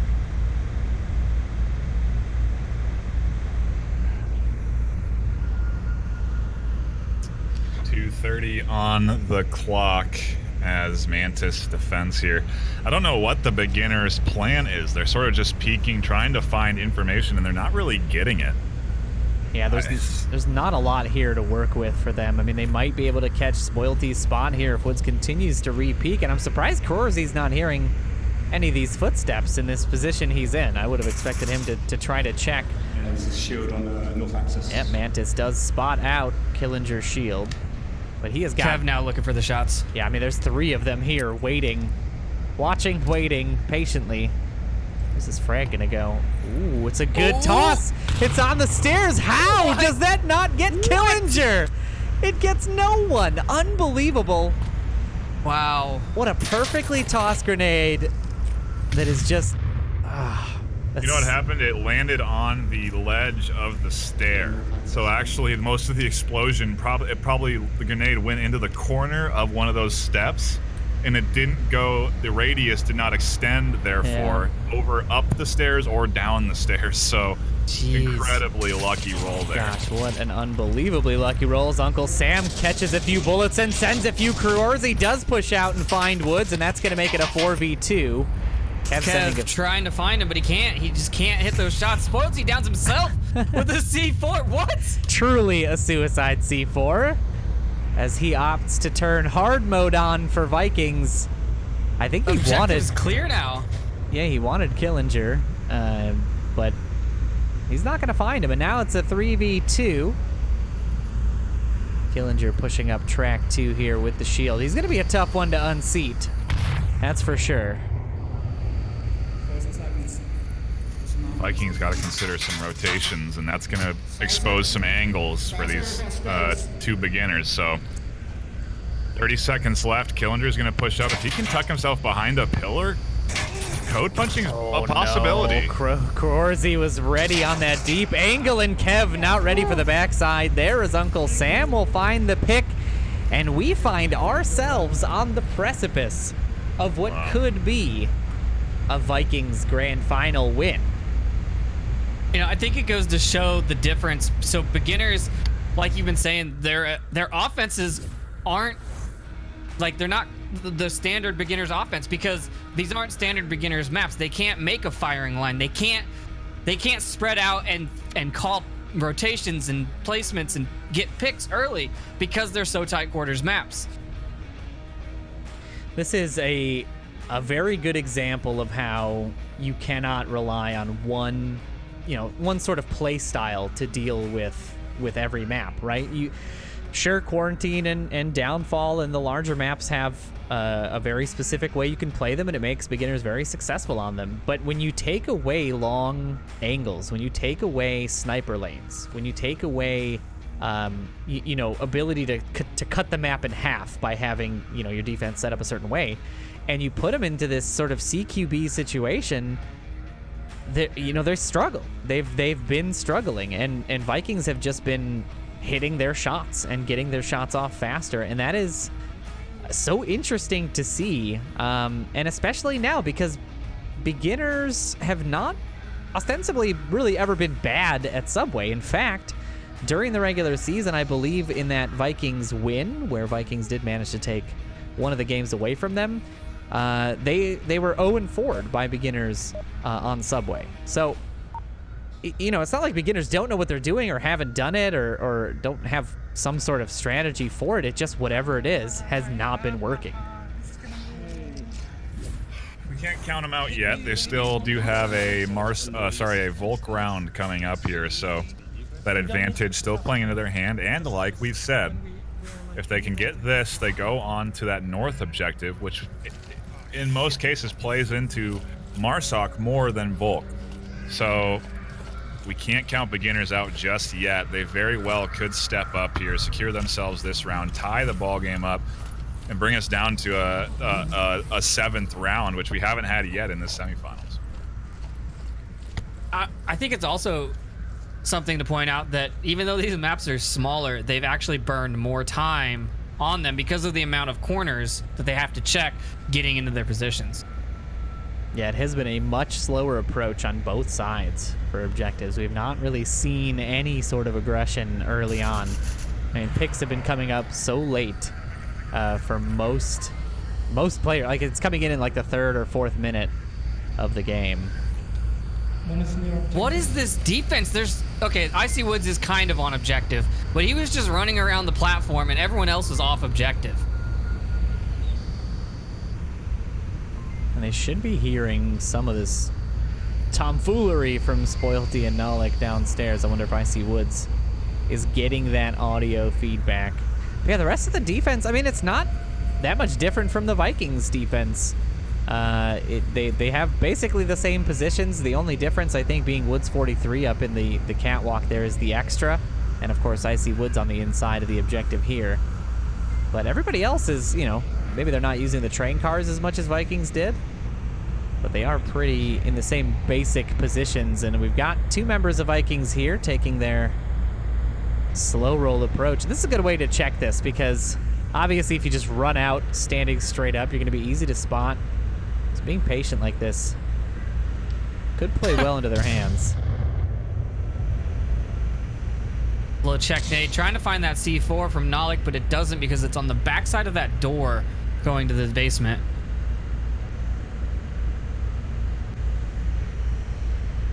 Just 2 members still making their way up through the south. Icy Woods will be the first to find him, so if we see the kill feed light up with his name, we'll know they have not made that push. And the smoke now coming out here in lane 2.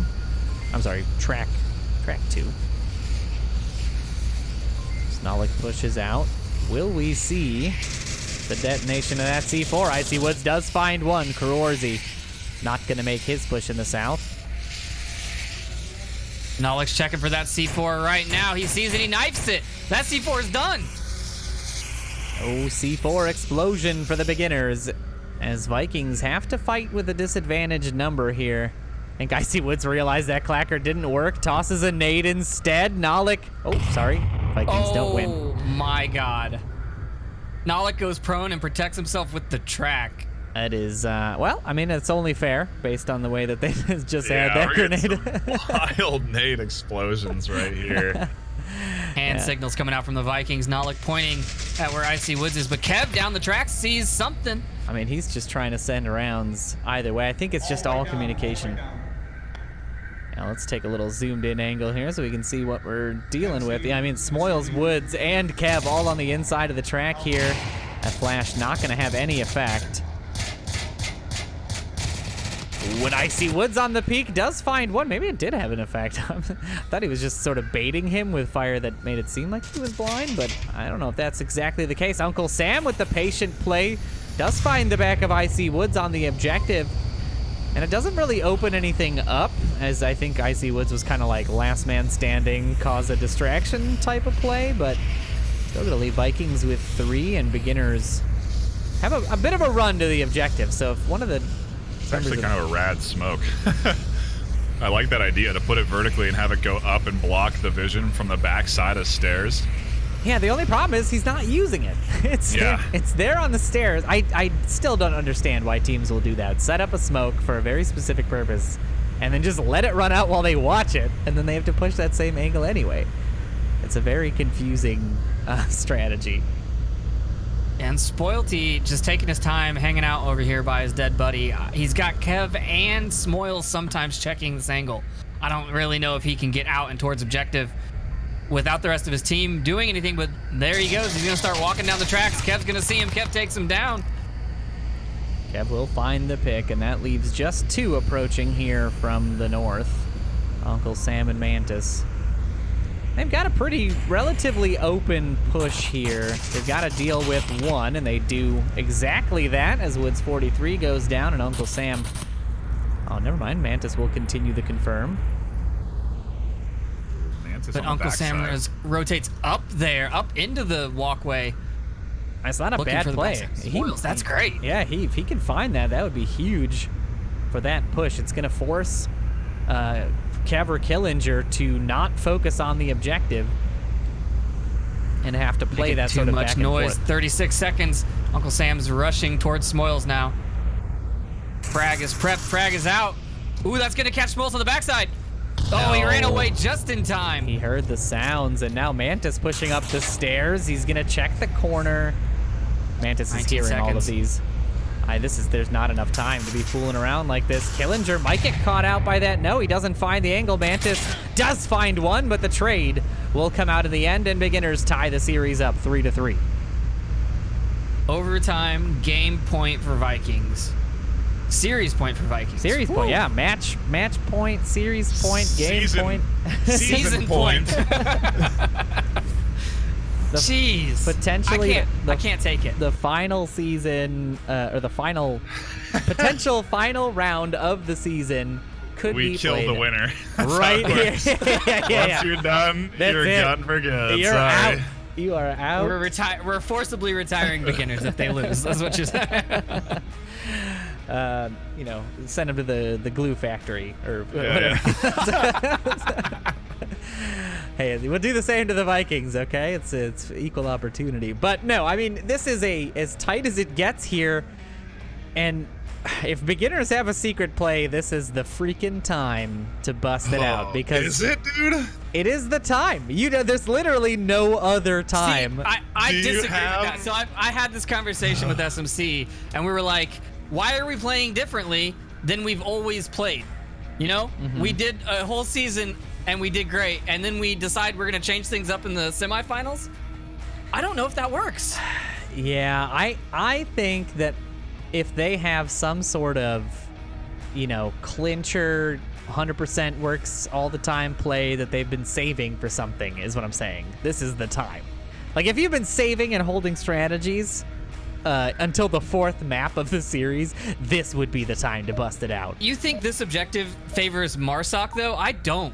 Oh, I absolutely think it favors Marsoc. It's a dice roll frag fest is what it is. For There's sure. going to be tons of C4 placement. I would say at least 2 C4.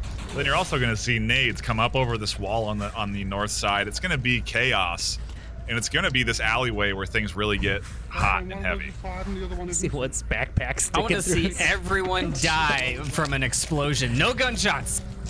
Just explosions. I mean, I've seen, I've cast quite a few matches the last couple of weeks. I have seen a large amount of Marsoc wins on this. Like a very inordinate amount of them. Those flashes both going too high and too long. And the push from Kev is early and aggressive as he's sending rounds all throughout. Just trying Loyalty and Nalik barely making it out of his line of fire, placing these 2 C4s side by side, setting him off early. Oh, and the cross back is gonna make that one pick for the Beginners. And now Vikings have to operate with 4, no C4 available.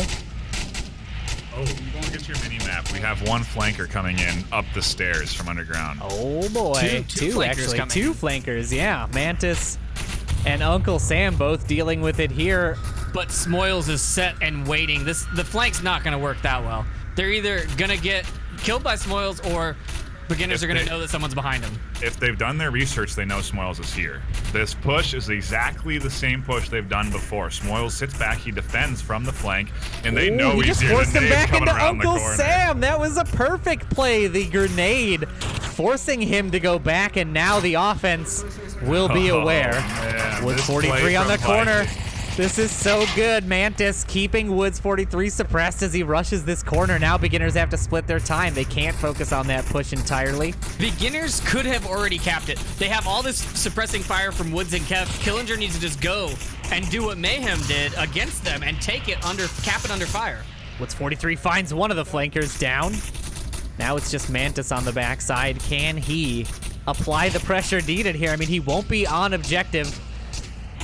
But either way, Beginners can just push. Like, I'm surprised to see a shield not getting down these stairs faster. That is sort of the whole point of bringing a shield to this, is you can march down these stairs. Here we go. He's going now. Nope. This is how Still- they played it. They really they're not gonna push that corner till minute 30. I'm telling you, they're gonna suppressive fire this thing. One of them has to reload. Look at all that This is juicy ammo. insane. He can't pick up any of this. It's all under fire. No, they're still just keeping him off the corner. 2 box mags down.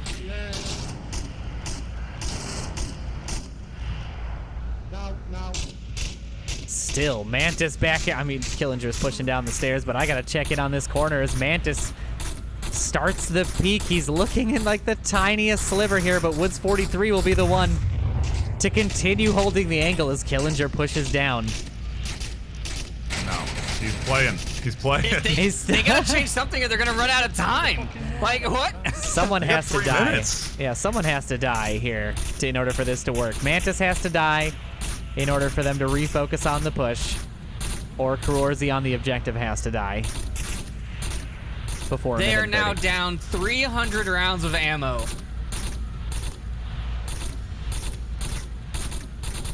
I mean, it's just all tension on 2 hallways. I can't. I'm surprised that they forfeit this hallway, really. Vikings didn't invest any pushing up the stairs. They didn't put any early C4 on the dumpster on the corner. Well, they really did put just the let beginners have C4s. it. Yeah, they put the C4 on the stairs, but they did just give them all of the upstairs. And it's a hard one to do because the nades, you know, can use. I mean, look at this. The boxes of 400 ammo. rounds down. We need to trade it. Yeah. Smoils If they keep it up, they're literally gonna run out of ammo. Both machine gunners only have 1 mag left. Woods 43 may get antsy here and play into Mantis's hands if he goes to check this backside, but they're still continuing to suppress. He's going to want to reinforce his remaining team because the time for them to push down that stairwell is coming. Yeah, it's a minute 30 now. Mantis pushes out on the corner, does find the back of Woods, and now the offense has to be worried again. This is not and good. now all of that suppression is going insane. Kev peeking over the top. Mantis Frag throws comes the out. nade. It's a flash. Oh, It is that's a anticlimactic. That's a very could have been insane if that was a frag, but Killinger just blinded. Now they're looking on the inside for Mantis, but it's only a minute and 15 left. They've got to find a way to push the objective. They have the objective. They can I push just- it free and easy. We know Run out that. of time on this objective. My God. Is it right? Is it Luke? Was it? They've got 60 seconds. They do need Mantis to deal is with gonna Mantis. die. I mean, this has to happen, but Killinger knows he has to push. when he Ooh, catches Killinger took a shot there. And this is all Here's his him. man Here comes wants the to do. push and the knife. The knife will clean things up. 40 seconds left for beginners to stay in the series. Can they push down the stairs and get the cap? Kaorzi and Spoilty, the only ones remaining. 2v3. I really hope they run out of ammo covering him on this push. Like, it's just click, click, click. Kaorzi on the inside corner catches 1 bullet. He throws his gun away. He's looking for another gun. Killinger finds the inside. Spoilty, the last one left. Kev punching in the cap. And the trade comes out. Beginners will hold on to the subway map. They will continue into the 5th and final round of this series as they tie things up with Vikings 4-3 on subway. I can't handle another map. Unbelievable. You can't handle cargo, bud. No. You can't handle the series, the series world decided on championship cargo. final on cargo. Come on. It's going. Which is gonna go the 6-minute rounds, although like, oh my God. I think we're gonna see can't some. handle We're gonna see some fast play. I don't think we're gonna see full time I don't stretch on know. cargo. But that being said, beginners holding on. I mean, just wow, dealing with the flanker, having 40 seconds remaining, and then getting down there.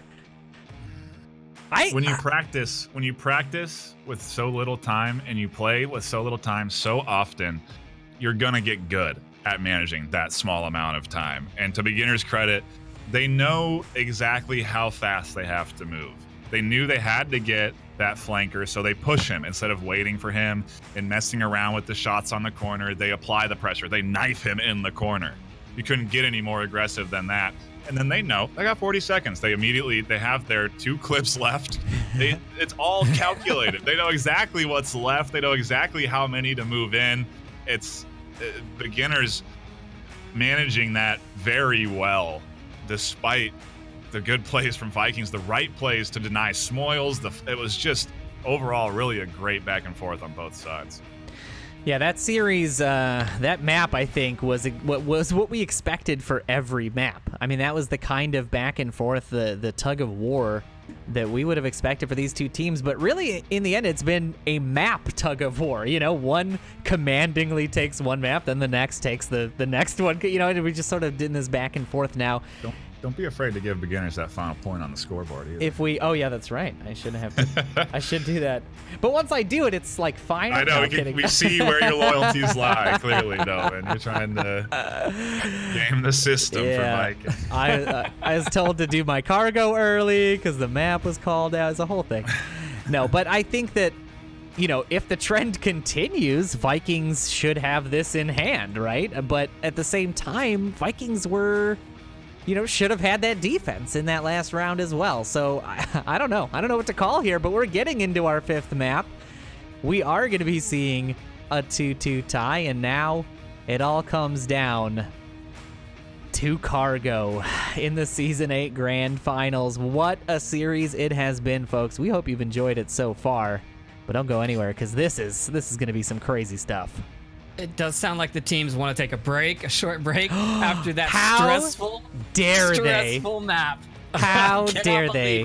Well, I was just gonna say, if you're Vikings, you gotta think about this right now. Your mental fortitude is being pressed so hard. You had the lead against beginners in the finals. You were pushing them right up against the wall. That round right there was you winning. If you're thinking from the Vikings mindset, that's you winning the world. That's you beating beginners and taking the #1 spot, and it just got snapped away from you right out of the clutches of your hands. Now you have to go back and play another map on Cargo.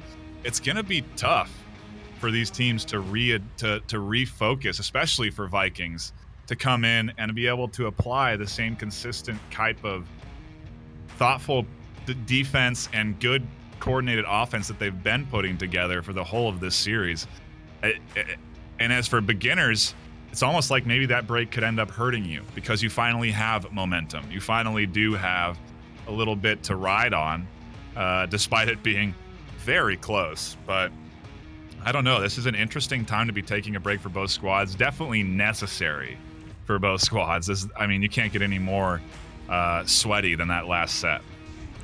Yeah, absolutely. And with that, we're going to take a short casting break as well before we get back into our final round. So we're going to set the intermission timer to about 3 minutes.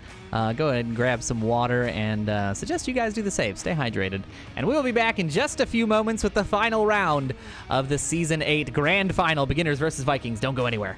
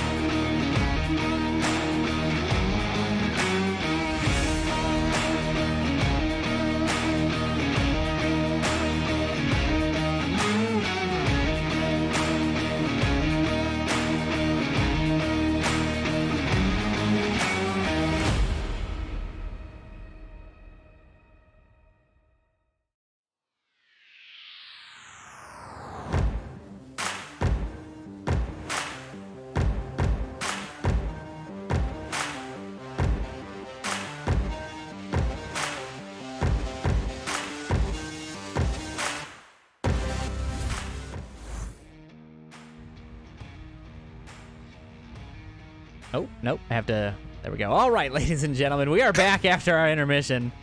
And we are letting the teams know they are good to go. We're not 100% sure they're back from their break just yet, but we as the casting team we're just too excited. We can't just keep sitting in abject silence here. I'm ready. Yeah. I need to.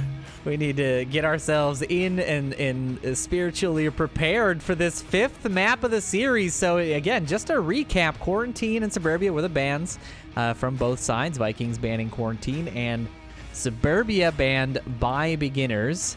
And so far, we have just seen a map-for-map trade. It has been Bazaar, the way of Vikings, Downfall, commandingly the way of beginners, and then Tanker went the way of Vikings again. And just now you witnessed the beginners clutching that final round of Subway to tie the series up 2-2 and take us to our final map in this best of 5, which is going to be Cargo. And Trip, I want your initial thoughts. What are you expecting out of this series? You've already mentioned a little bit, but okay, so I think that it's going to go long. I think that these are all going to be long rounds because both teams not wanting to give up that last map, right?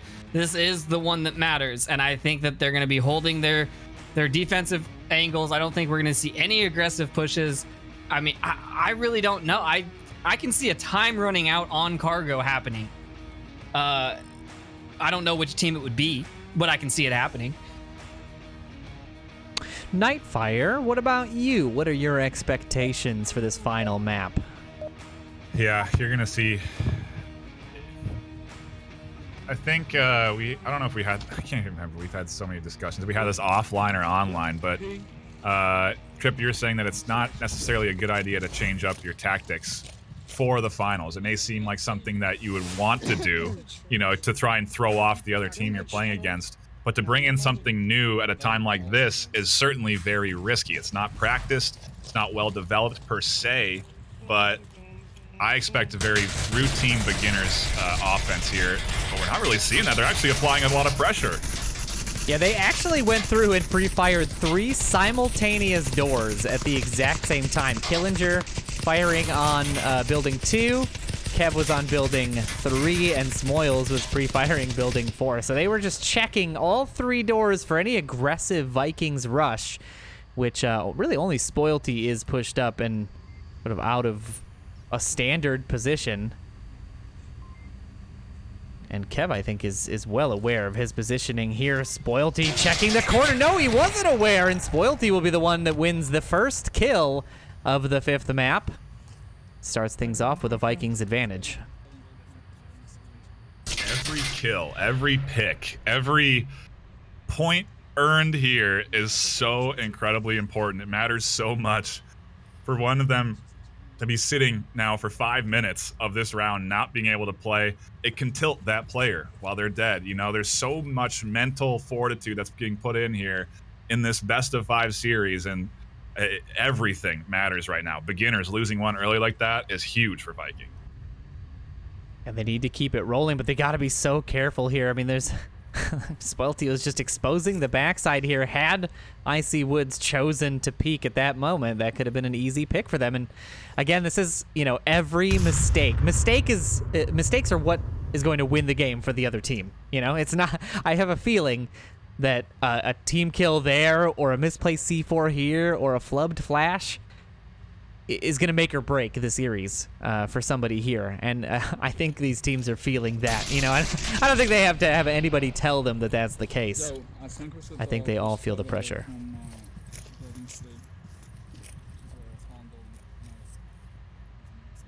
Well, Killinger kind of calling audibles there for his team as they go through. Icy Woods sending a little bit of fire down towards the objective. And they're just looking to shake up the defense, trying to get them to move out of their spots. Again, this was something that Vikings, they cannot give up on that strategy because it has been working when they've had the opportunity to not rotate too much, not give beginners that mental picture. Nalik was just thrown a frag from Krorzy. Where is he going to send it?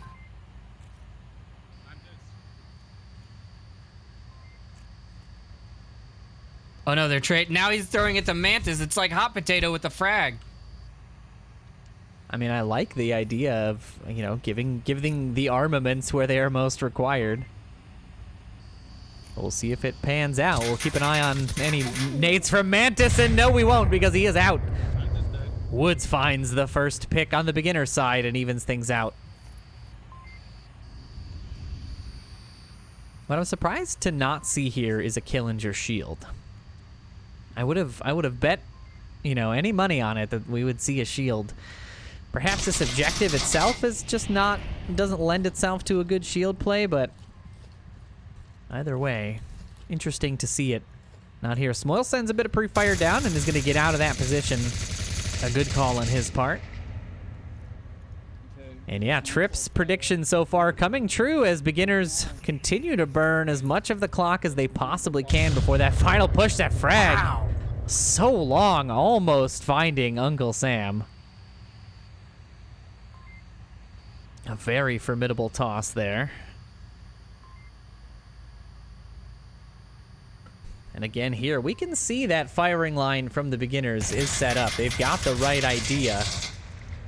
I'll turn the lasers on for the folks at home. I know everybody loves their lasers on cargo, so we will give you guys a bit of an idea of where the offense is clearing, but it should be pretty obvious from their positioning is that they're clearing each and every room here by itself. Smoil's now reapproaching. I wonder if Spoilty will be ready for this. He should be hearing it. Oh, the C4 comes out! Smoil's not ready for it. Will be picked up by that C4 toss. A great play by Spoilty to take another one out of the beginner's lineup. I love it. I was wondering what he was doing up in that forward position. If he was just sitting there holding, waiting for a peek, waiting to peek an angle there or what. But the C4 toss on that corner was money right on the other side of those barrels. And here comes Smokes. Smokes are in. They're not great. Mostly blinding their own approach, but Killinger's nade is going to be the one that finds Nalik on the inside of the objective. Caused a bit of rotation. I don't think Killinger spotted Uncle Sam on the res there, and Killinger's on the inside. Uncle Sam spotted him out. Killinger not going to give him the easy kill. He's going to wait for a rotation. And now Killinger's on the inside. He finds the back of Nalik as he's not ready, and now all the beginners crashing in. Woods 43 with the team kill as IC Woods is on the inside. Spoilty finds one. Woods will find the quick refrag onto Kroorzi, and now it's Uncle Sam versus Woods, and Uncle Sam will find the win there, and Vikings will hold on to their first defensive round of the 5th map. Beginners, for a flash there, had that locked up. They really were in the better positions. They had the better angles. They just couldn't seem to find the right shots and land the right kills. And Vikings able to rotate actually around the smokes and utilize the enemy smoke to their advantage. And I mean, what a great hold. Good rotations I don't know who rotated up through the middle in the last 30 seconds to catch out who could the one person that could have been capping on the objective on the other side of the crate. Mm-hmm. Very solid defense there from Vikings, even during the panic at the end. Yeah, that one team kill took down beginners in the backfield. Like that's what changed it, I think, because they would have had 3 in the back, and 100%. Yeah. That's when in my mind I forgot about that team kill entirely, because that is where they were positioned to win. They had the better spots over there, and then to lose to a team kill, and then everything just goes downhill from there. That is exactly what I was saying just before that round started. The mistakes is going to be what drives all of this 5th map, and right there is a perfect example of a mistake that beginners could not afford. And now Vikings will have the advantage throughout. Beginners don't team kill. Like, it's not something you see happen. They are very vigilant when it comes to that, but we've seen quite a few of like almost team kills. Yeah. So there's. But I don't think that was an intentional, like, I saw somebody and I shot them. I think that was I was already firing and someone crossed me. Yeah, I think which that's is even worse. I think that is kind of when you're a team that sort of cuts your teeth on making fast plays in the last minute of the game, and and overwhelming the defense, that's the kind of stuff that you absolutely cannot afford. And it really just means that that play was inaudible, right? They played it based on feel rather than on some sort of practiced or organized situation, and that's fine. But yeah, when it comes down to the championship, and you're on this 5th map, that's the kind of mistake that's going to cost you the game. I mean, if this ends, you know, with a 4-3 scoreline, we can trace it back to 1 round. Kev's taking up the exact same position here that Spoilty took right to start off with. He's looking down that crack between 2 and 3, looking for someone to come out of that container. Not going to find anyone. Vikings also being very, very patient on their offense, but they're not as spread out on their offense as beginners were. They didn't get anyone under the pipes yet. Yeah, and it's, I mean, it wouldn't really afford them much here in the early game, but to be able to approach the objective from 4 or 5 different areas, Kev will find the pick through the building as Kaorzi goes down. And that is going to make it 4 for Vikings now as beginners take the advantage early. But yeah, approaching from different points onto the objective at the same time is one of the strengths of a beginner's, you know, play. When it comes down to the end of it, they come at you from every possible angle, from every possible corner, and it definitely makes for a difficult time defending. Vikings now starting to get a little bit aggressive as they push into the middle with the remaining 4.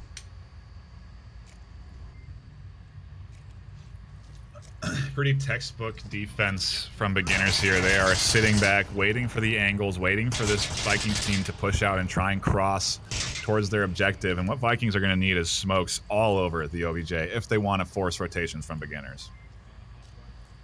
Oh, and that grenade! Oh, just a little too far as Spoilty narrowly avoids it.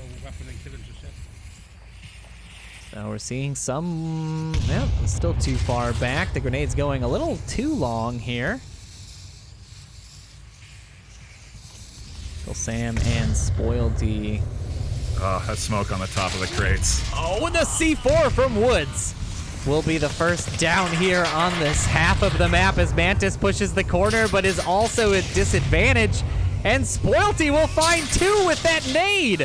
Smoils and Woods 43 down on the backside of this objective. This is going to be the rotations they need. Mantis not ready for Killinger's position. Icy Woods cleans up another, and Kev will find the revive onto Smoils. And now we're going to be getting back to our 5-man beginners defense. Just 1 member of the Vikings left. I mean, almost a recovered play. Unbelievable. Malik finding 2. He's still in it. 1v3. Oh, and he doesn't get out of the door fast enough. Kev on the deep angle peek will give beginners that win, but good lord, clawing their way back just as much as they can. A fantastic grenade there, almost bringing the series back in to Vikings' favor, but beginners able to hold on.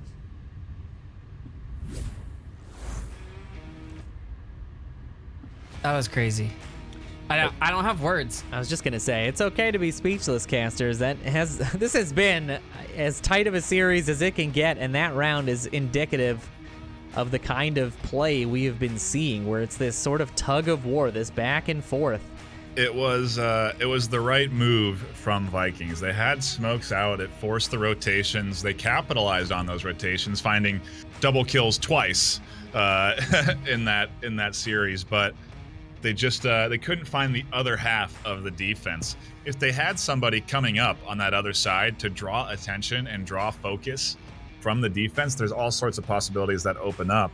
But they really just kind of focused coming up from the middle, and that really puts them into a line of fire that they're just not going to be able to compete with. And it was a good attempt.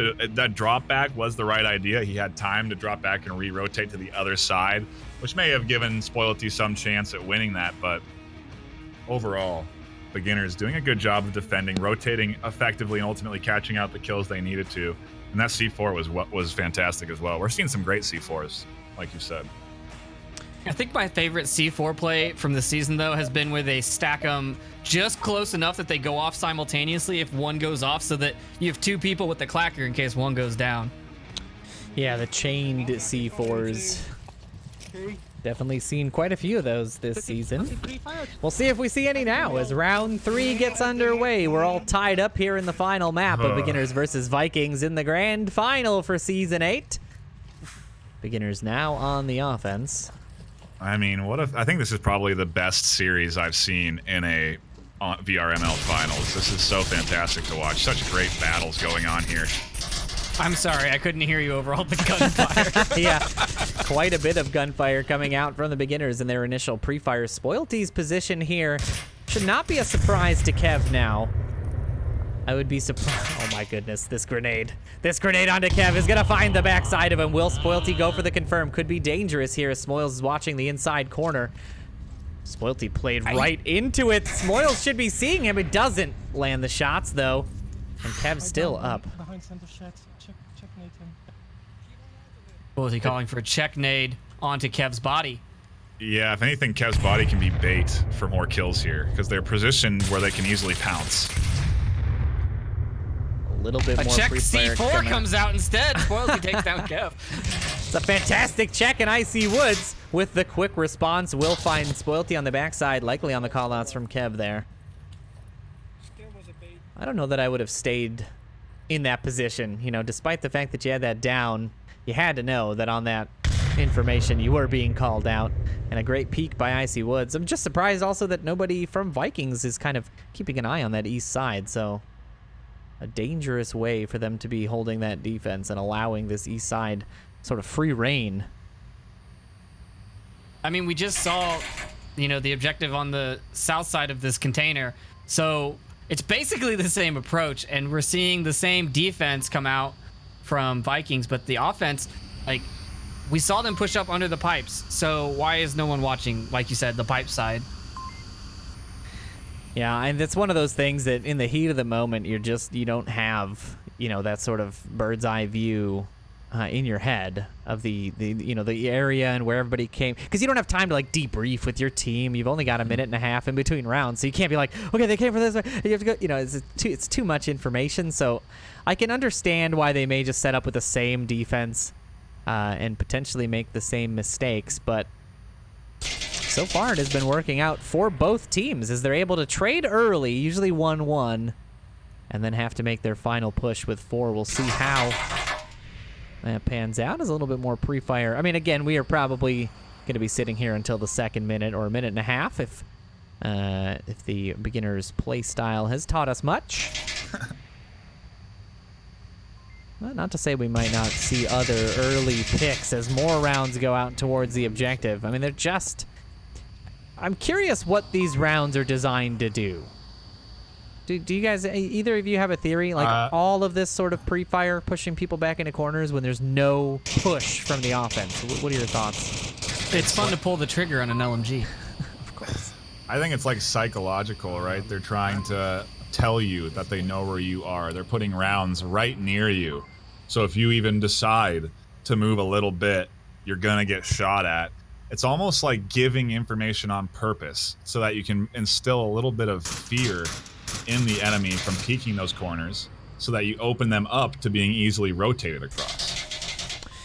Interesting. Okay, I like both of those theories. Not equally. Trip. No, I think that's pretty accurate. It's like when they're playing on quarantine and someone shoots from burning center, all of a sudden bullets rain in from everywhere just to keep you down. They're not even trying to hit you. They're just trying to make sure you stay tucked in. Sure. No, I understand the idea of suppressing fire, but in most of the cases here, they don't know someone is there. They may just be guessing. In most cases, you can very much tell they are guessing. So they just kind of put rounds into random areas, and you know, it's not that I haven't done it while playing or I haven't seen other teams do it, but on a map like Cargo, I feel like it can sometimes be more detrimental than positive for your team, just giving your approach away. It's also harder on the defender that's taking all those shots. I mean, it's harder on their ears, right? After 6 minutes or 5 minutes of rounds ringing in against the metal next to you, you're gonna have a little bit harder time hearing footsteps. True. Yeah. Trying to tinnitus. Inflict tinnitus. Yeah, I was just gonna say inflict tinnitus onto the enemy team, and a grenade coming out from Killinger does pop over the top of Mantis here. The check nade not quite far enough, And now the defense is forced to rotate.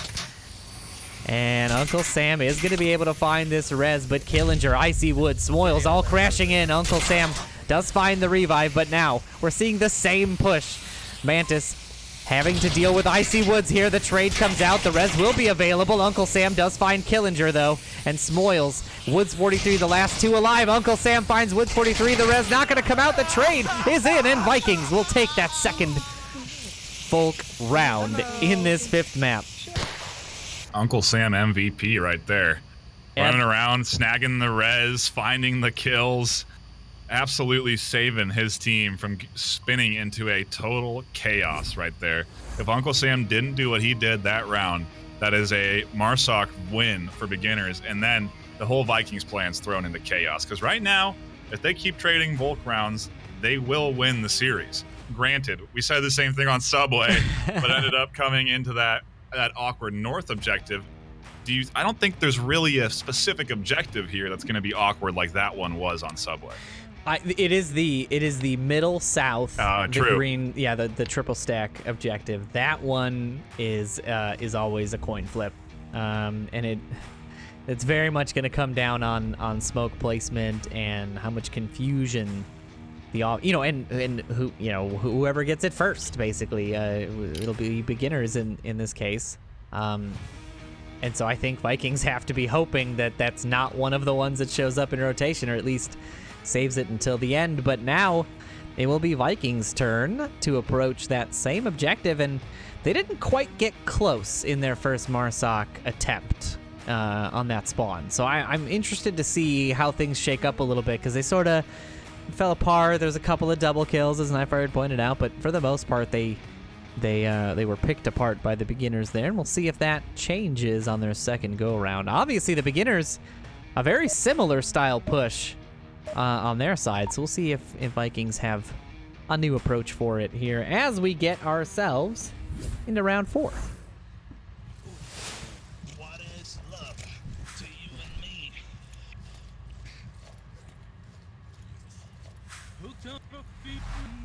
All right. Still singing, but you can hear the heavy sighs. You can hear the Vikings a little less singing songs and a little bit more. We've been playing Onward for 3 hours. This is where it starts to get into the endurance range. Oh yeah, we started at 2. I thought we'd been playing for 5 hours. No, it's not quite that bad, but we are into, almost our 4th hour. It'll be about 40 minutes left. We should finish cargo within 40 minutes, but still a very good series. I'm glad they've played as much of it as they have, because it has been an exciting one.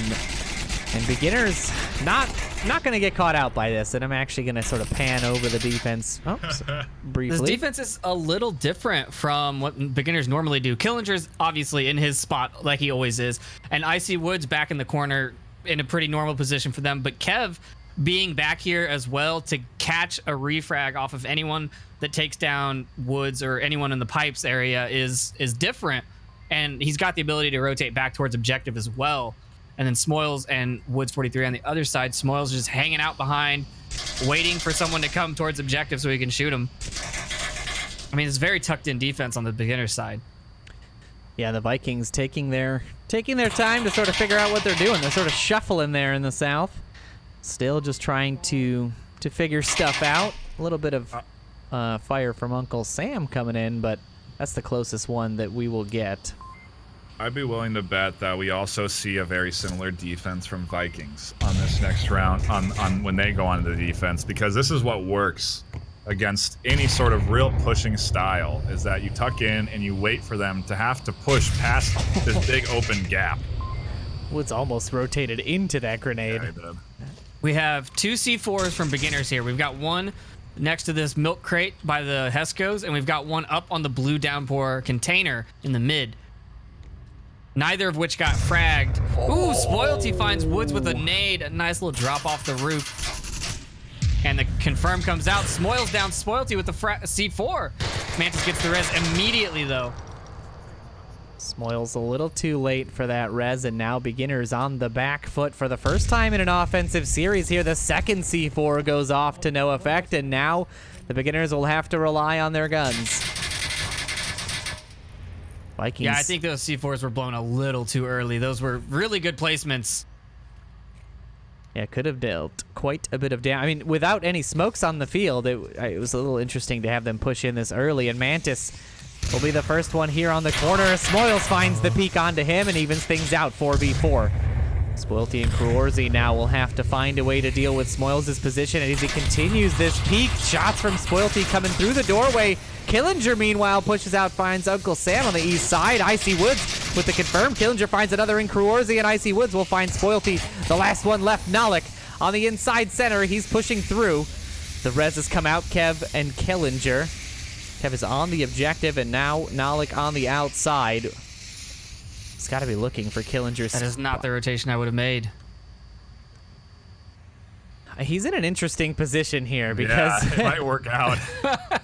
He's very trapped like a rat as soon as that smoke goes away. Yeah, that smoke being gone is going to cause a bit of a problem now because he doesn't have the option to rotate out of anywhere. And he peeks out, and Icy Woods quick on the peek will find Nalik and tie things up here again. As Beginners take that defensive round. I really thought he would get at least one kill from there. Yeah, I'm surprised he rotated out of that building. There's so much utility there of using that building, using the doorways on the side. I'm surprised to give all that up was a bit of an interesting choice. But NightFiree, what are your thoughts on that play? I liked the positioning there on those on the crates. I get it because no one's really expecting him there once the smoke dissipates. As long as he doesn't move left or right outside of him, he has actually a pretty clear line of sight because he can see through the top layer of stacked crates that were there. And I don't know.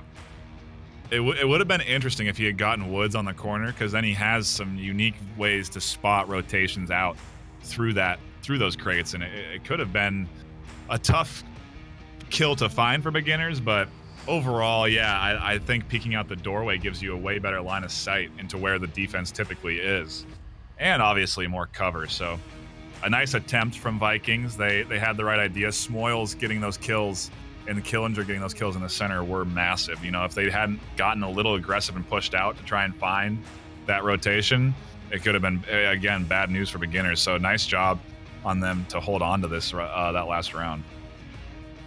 And if Vikings had pushed anything on the I don't know why they're not doing that. Yeah, the pipe side, you know, when that flank came out from Woods, like, he would have been easily cleaned up. Yep.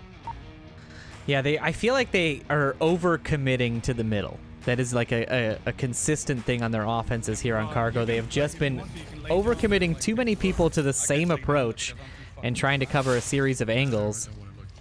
I think if they were to spread out a little bit, a la some of the Beginners' positioning, they would have far more success with it. But we are now into our 5th round here. And the clock is ticking down. The round count is ticking down as we're tied up in this 2-2 series, and some interesting positions coming out here. Cruorzi underneath the door, a pretty common spot there. And now Spoilty reinforcing on this backside. Look at all those lasers just trained for the cross. 3 of them just looking. Vikings just gonna give it away. They're gonna watch the angles on the inside. They've got one defender watching, anybody pushing through the red crate. Spoilty's gonna be the one watching blue. Cruorzi's got the inside door here. The only thing they're sort of weak on is this backside here with Mantis. Mantis, I think, catching a few rounds. And the frag gonna come out. It's gonna come up and over. And it's not gonna find any effect as it is a little too short. And still, just a series of pre-fire. I mean, Vikings have to know that this is just a ploy, right? This is just... Oh. Wow, Nalik goes for the cross after the firing stops. Oh my god. And he curses while he does it. Fantastic. Nalik does make it across the objective. That is going to be a huge bonus for the Vikings defense. Having somebody on the inside there is so key when that final push comes in. You don't want to leave that just wide open. And now he will be looking for Icy Woods on the inside. Can we talk about here. this defensive smoke from Mantis? Oop, there it is. Oh, interesting. Peeking up over the smoke, or on the edge of the smoke. Interesting play. I feel like that's very risky because that gives access to the tunnel. Yeah, not for very long. I think not without hearing it as well. Now Kaorzi pushing the inside angle. Nalik on the outside.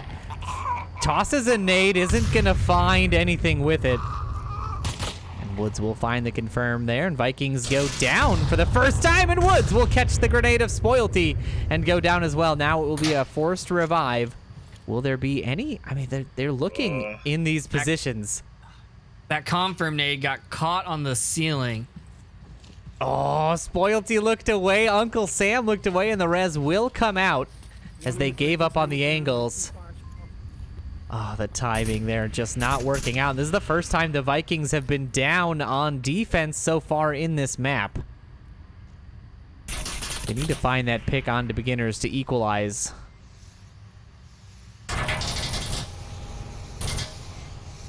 Nade there going out a little too high. Kaorzi found underneath, and Kev will be the next one to find a pick. Vikings not looking so great on defense now as beginners are 5 strong and start to close in.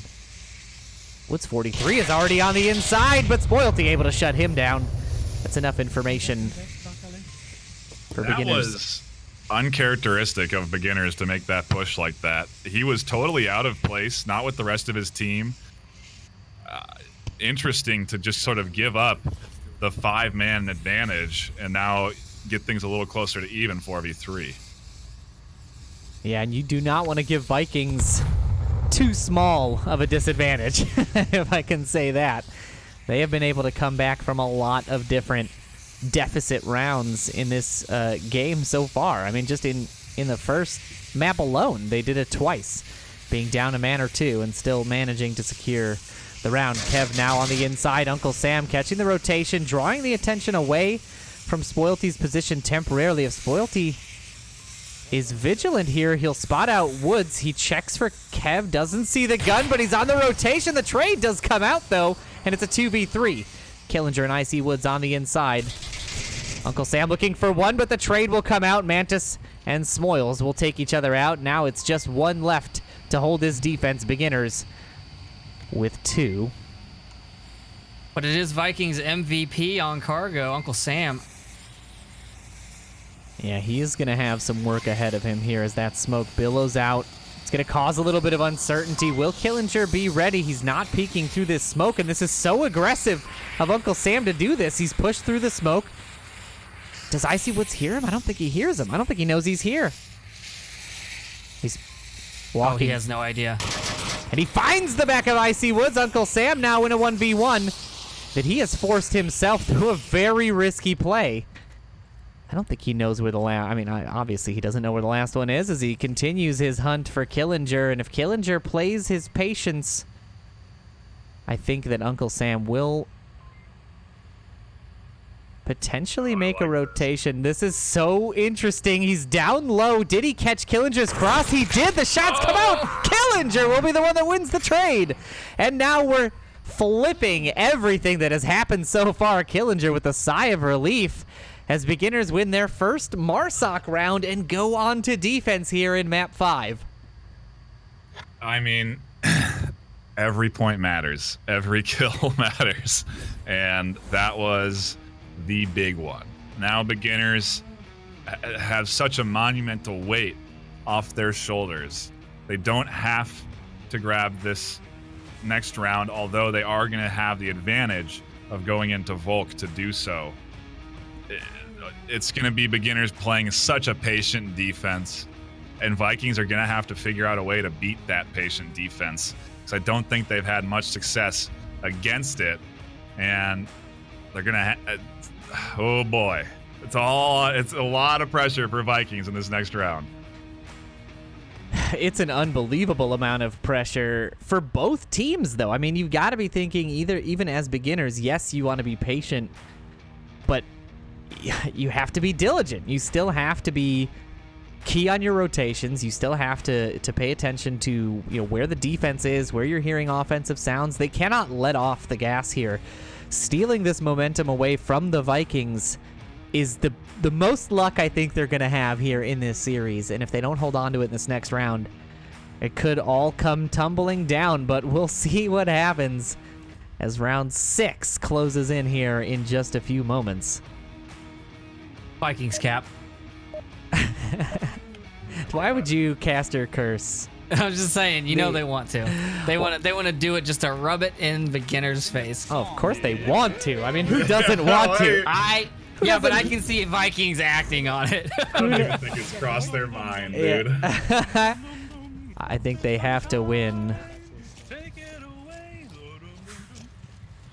Oh, still some singing going on. They're just the singingest crew ever, and they're going to need that loosey-goosey play as the pre-fire coming out. They can't lose one, but the gunfire is everywhere. We can't keep track of all of it. As 3 members of beginners try to lock down that east approach at pipes. Who is challenging them here? Oh, it's Spoilty. Of course it's Spoilty. Sending a few rounds down, trying to stop the cross from happening. We're seeing a very much mirrored situation. But Vikings are a little bit more disorganized with their offense in this backfield. We saw beginners just kind of watching tight angles. Instead, Vikings are trading nades and trying to figure out where to go. Meanwhile, beginners defense, I mean, it's not tucked in. I don't think they're in their final spots, and Woods 43 with the long nade finds the first down. Will be an easy res to get. And another one comes raining in, almost finding the backer Kruorzi there.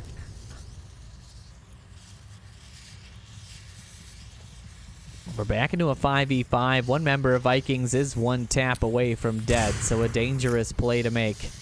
Killinger on the inside of this, and Mantis could be playing right into Killinger's position if he decides to peek this doorway without any sort of smoke.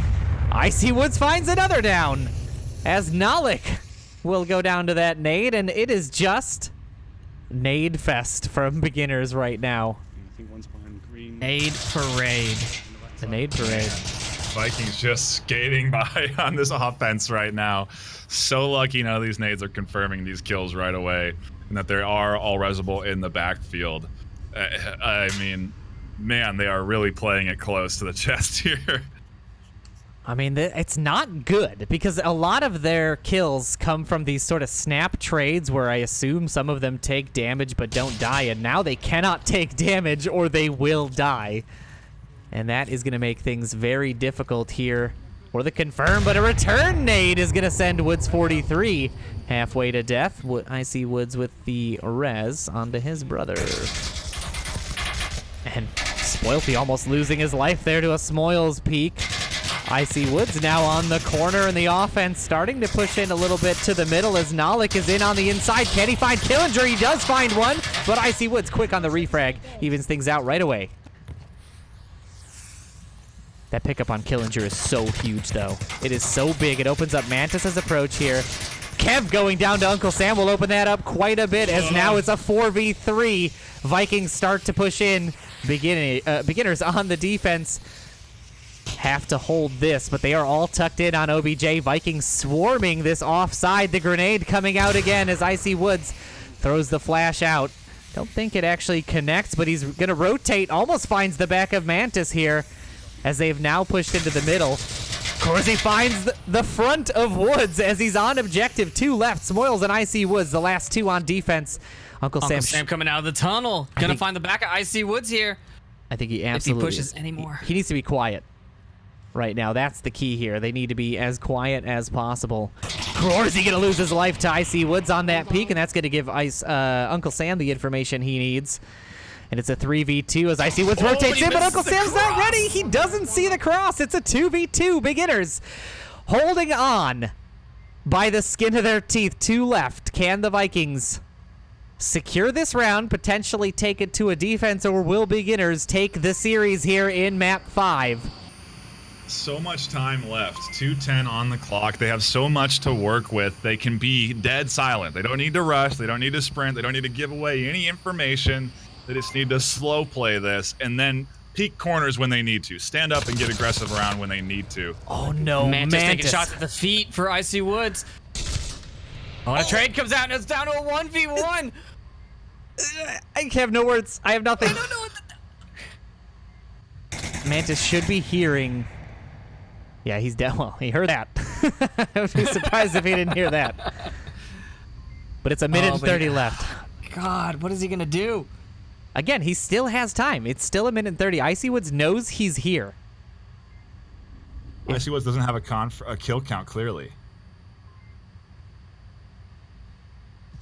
He rushes in. Beginners! Beginners, take it! The trade kill will be the thing that decides map 5 as beginners are your season 8 grand final winners. The rush by the Vikings in the end goes the way of beginners. What an unbelievable map 5. I mean, Icy Woods, 10 kills, 4 deaths there. Absolutely the MVP of Cargo. He stepped up so huge that last round. He found so many vital kills. And if he didn't get those picks on the... I mean, everybody he found was so key. I cannot believe how important those shots were at the end. And he just manages to string them together and keep his team the #1 team in the world. Beginners do it yet again for season 8. But man, Vikings are on my radar, dude. Holy cow, they played good today. That was an absolutely fantastic series from both sides. I don't think anyone could have called anything that we saw there. All predictions were insane. What a great series. Trip, any final thoughts on what we just witnessed? Dude, oh man, yeah, the right time, right place, right time for Icy Woods there at the end. Not Uncle Sam not seeing him cross into that container, him peeking back out and finding Uncle Sam coming out of the tunnel was a huge play because that protected his south side. And oh man, he stood up too early. He had Killinger dead to rights in the back, and he went for that hard push around that corner just a bit too early, and it gave Woods enough time to turn and put shots on. If he had crouched that corner right up to the brim of it and then stood and gone for the quick peek, it could have been a whole nother. We could be going to our last round right now. I don't know if my heart could have taken a 3-3, 2-2 map final round on Cargo. That was, I mean, it ended the way it ended. I don't know what to say about it. I mean, that game spoke for itself. It was a fantastic series. Vikings should not, don't feel bad. Like that was not a loss in my opinion. That was a battle of wits and stamina. I mean, like that was everything that you would want that game to be. It was a fantastic series. They got down as close as they possibly could, but beginners in the end, showing why they are continually the team to beat in the VRML. Fantastic stuff. All right, well, with a sort of bittersweet feeling in my heart, I have to sign us off for Season 8 for what will be the last time.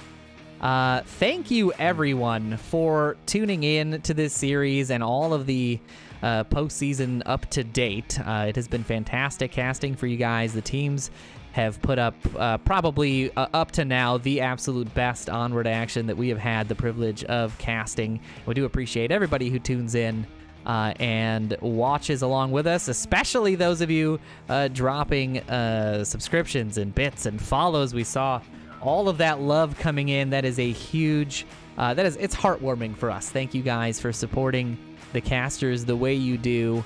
It means a lot. It means a lot coming into the holidays, especially, and all the work that we have put into to try to bring you new and exciting Onward stuff. So thank you for that. If you are interested in joining the VR Master League suite of games, you can head over to vrmasterleague.com. to check out all the various games we've got there. We're really, spreading out. We've got covered the gamut of every possible choice. If you want to check out the Onward one specifically, go to vrmasterleague.com/onward, where you can sign up to be a reservist. You can start your own team. You can check out teams that are recruiting.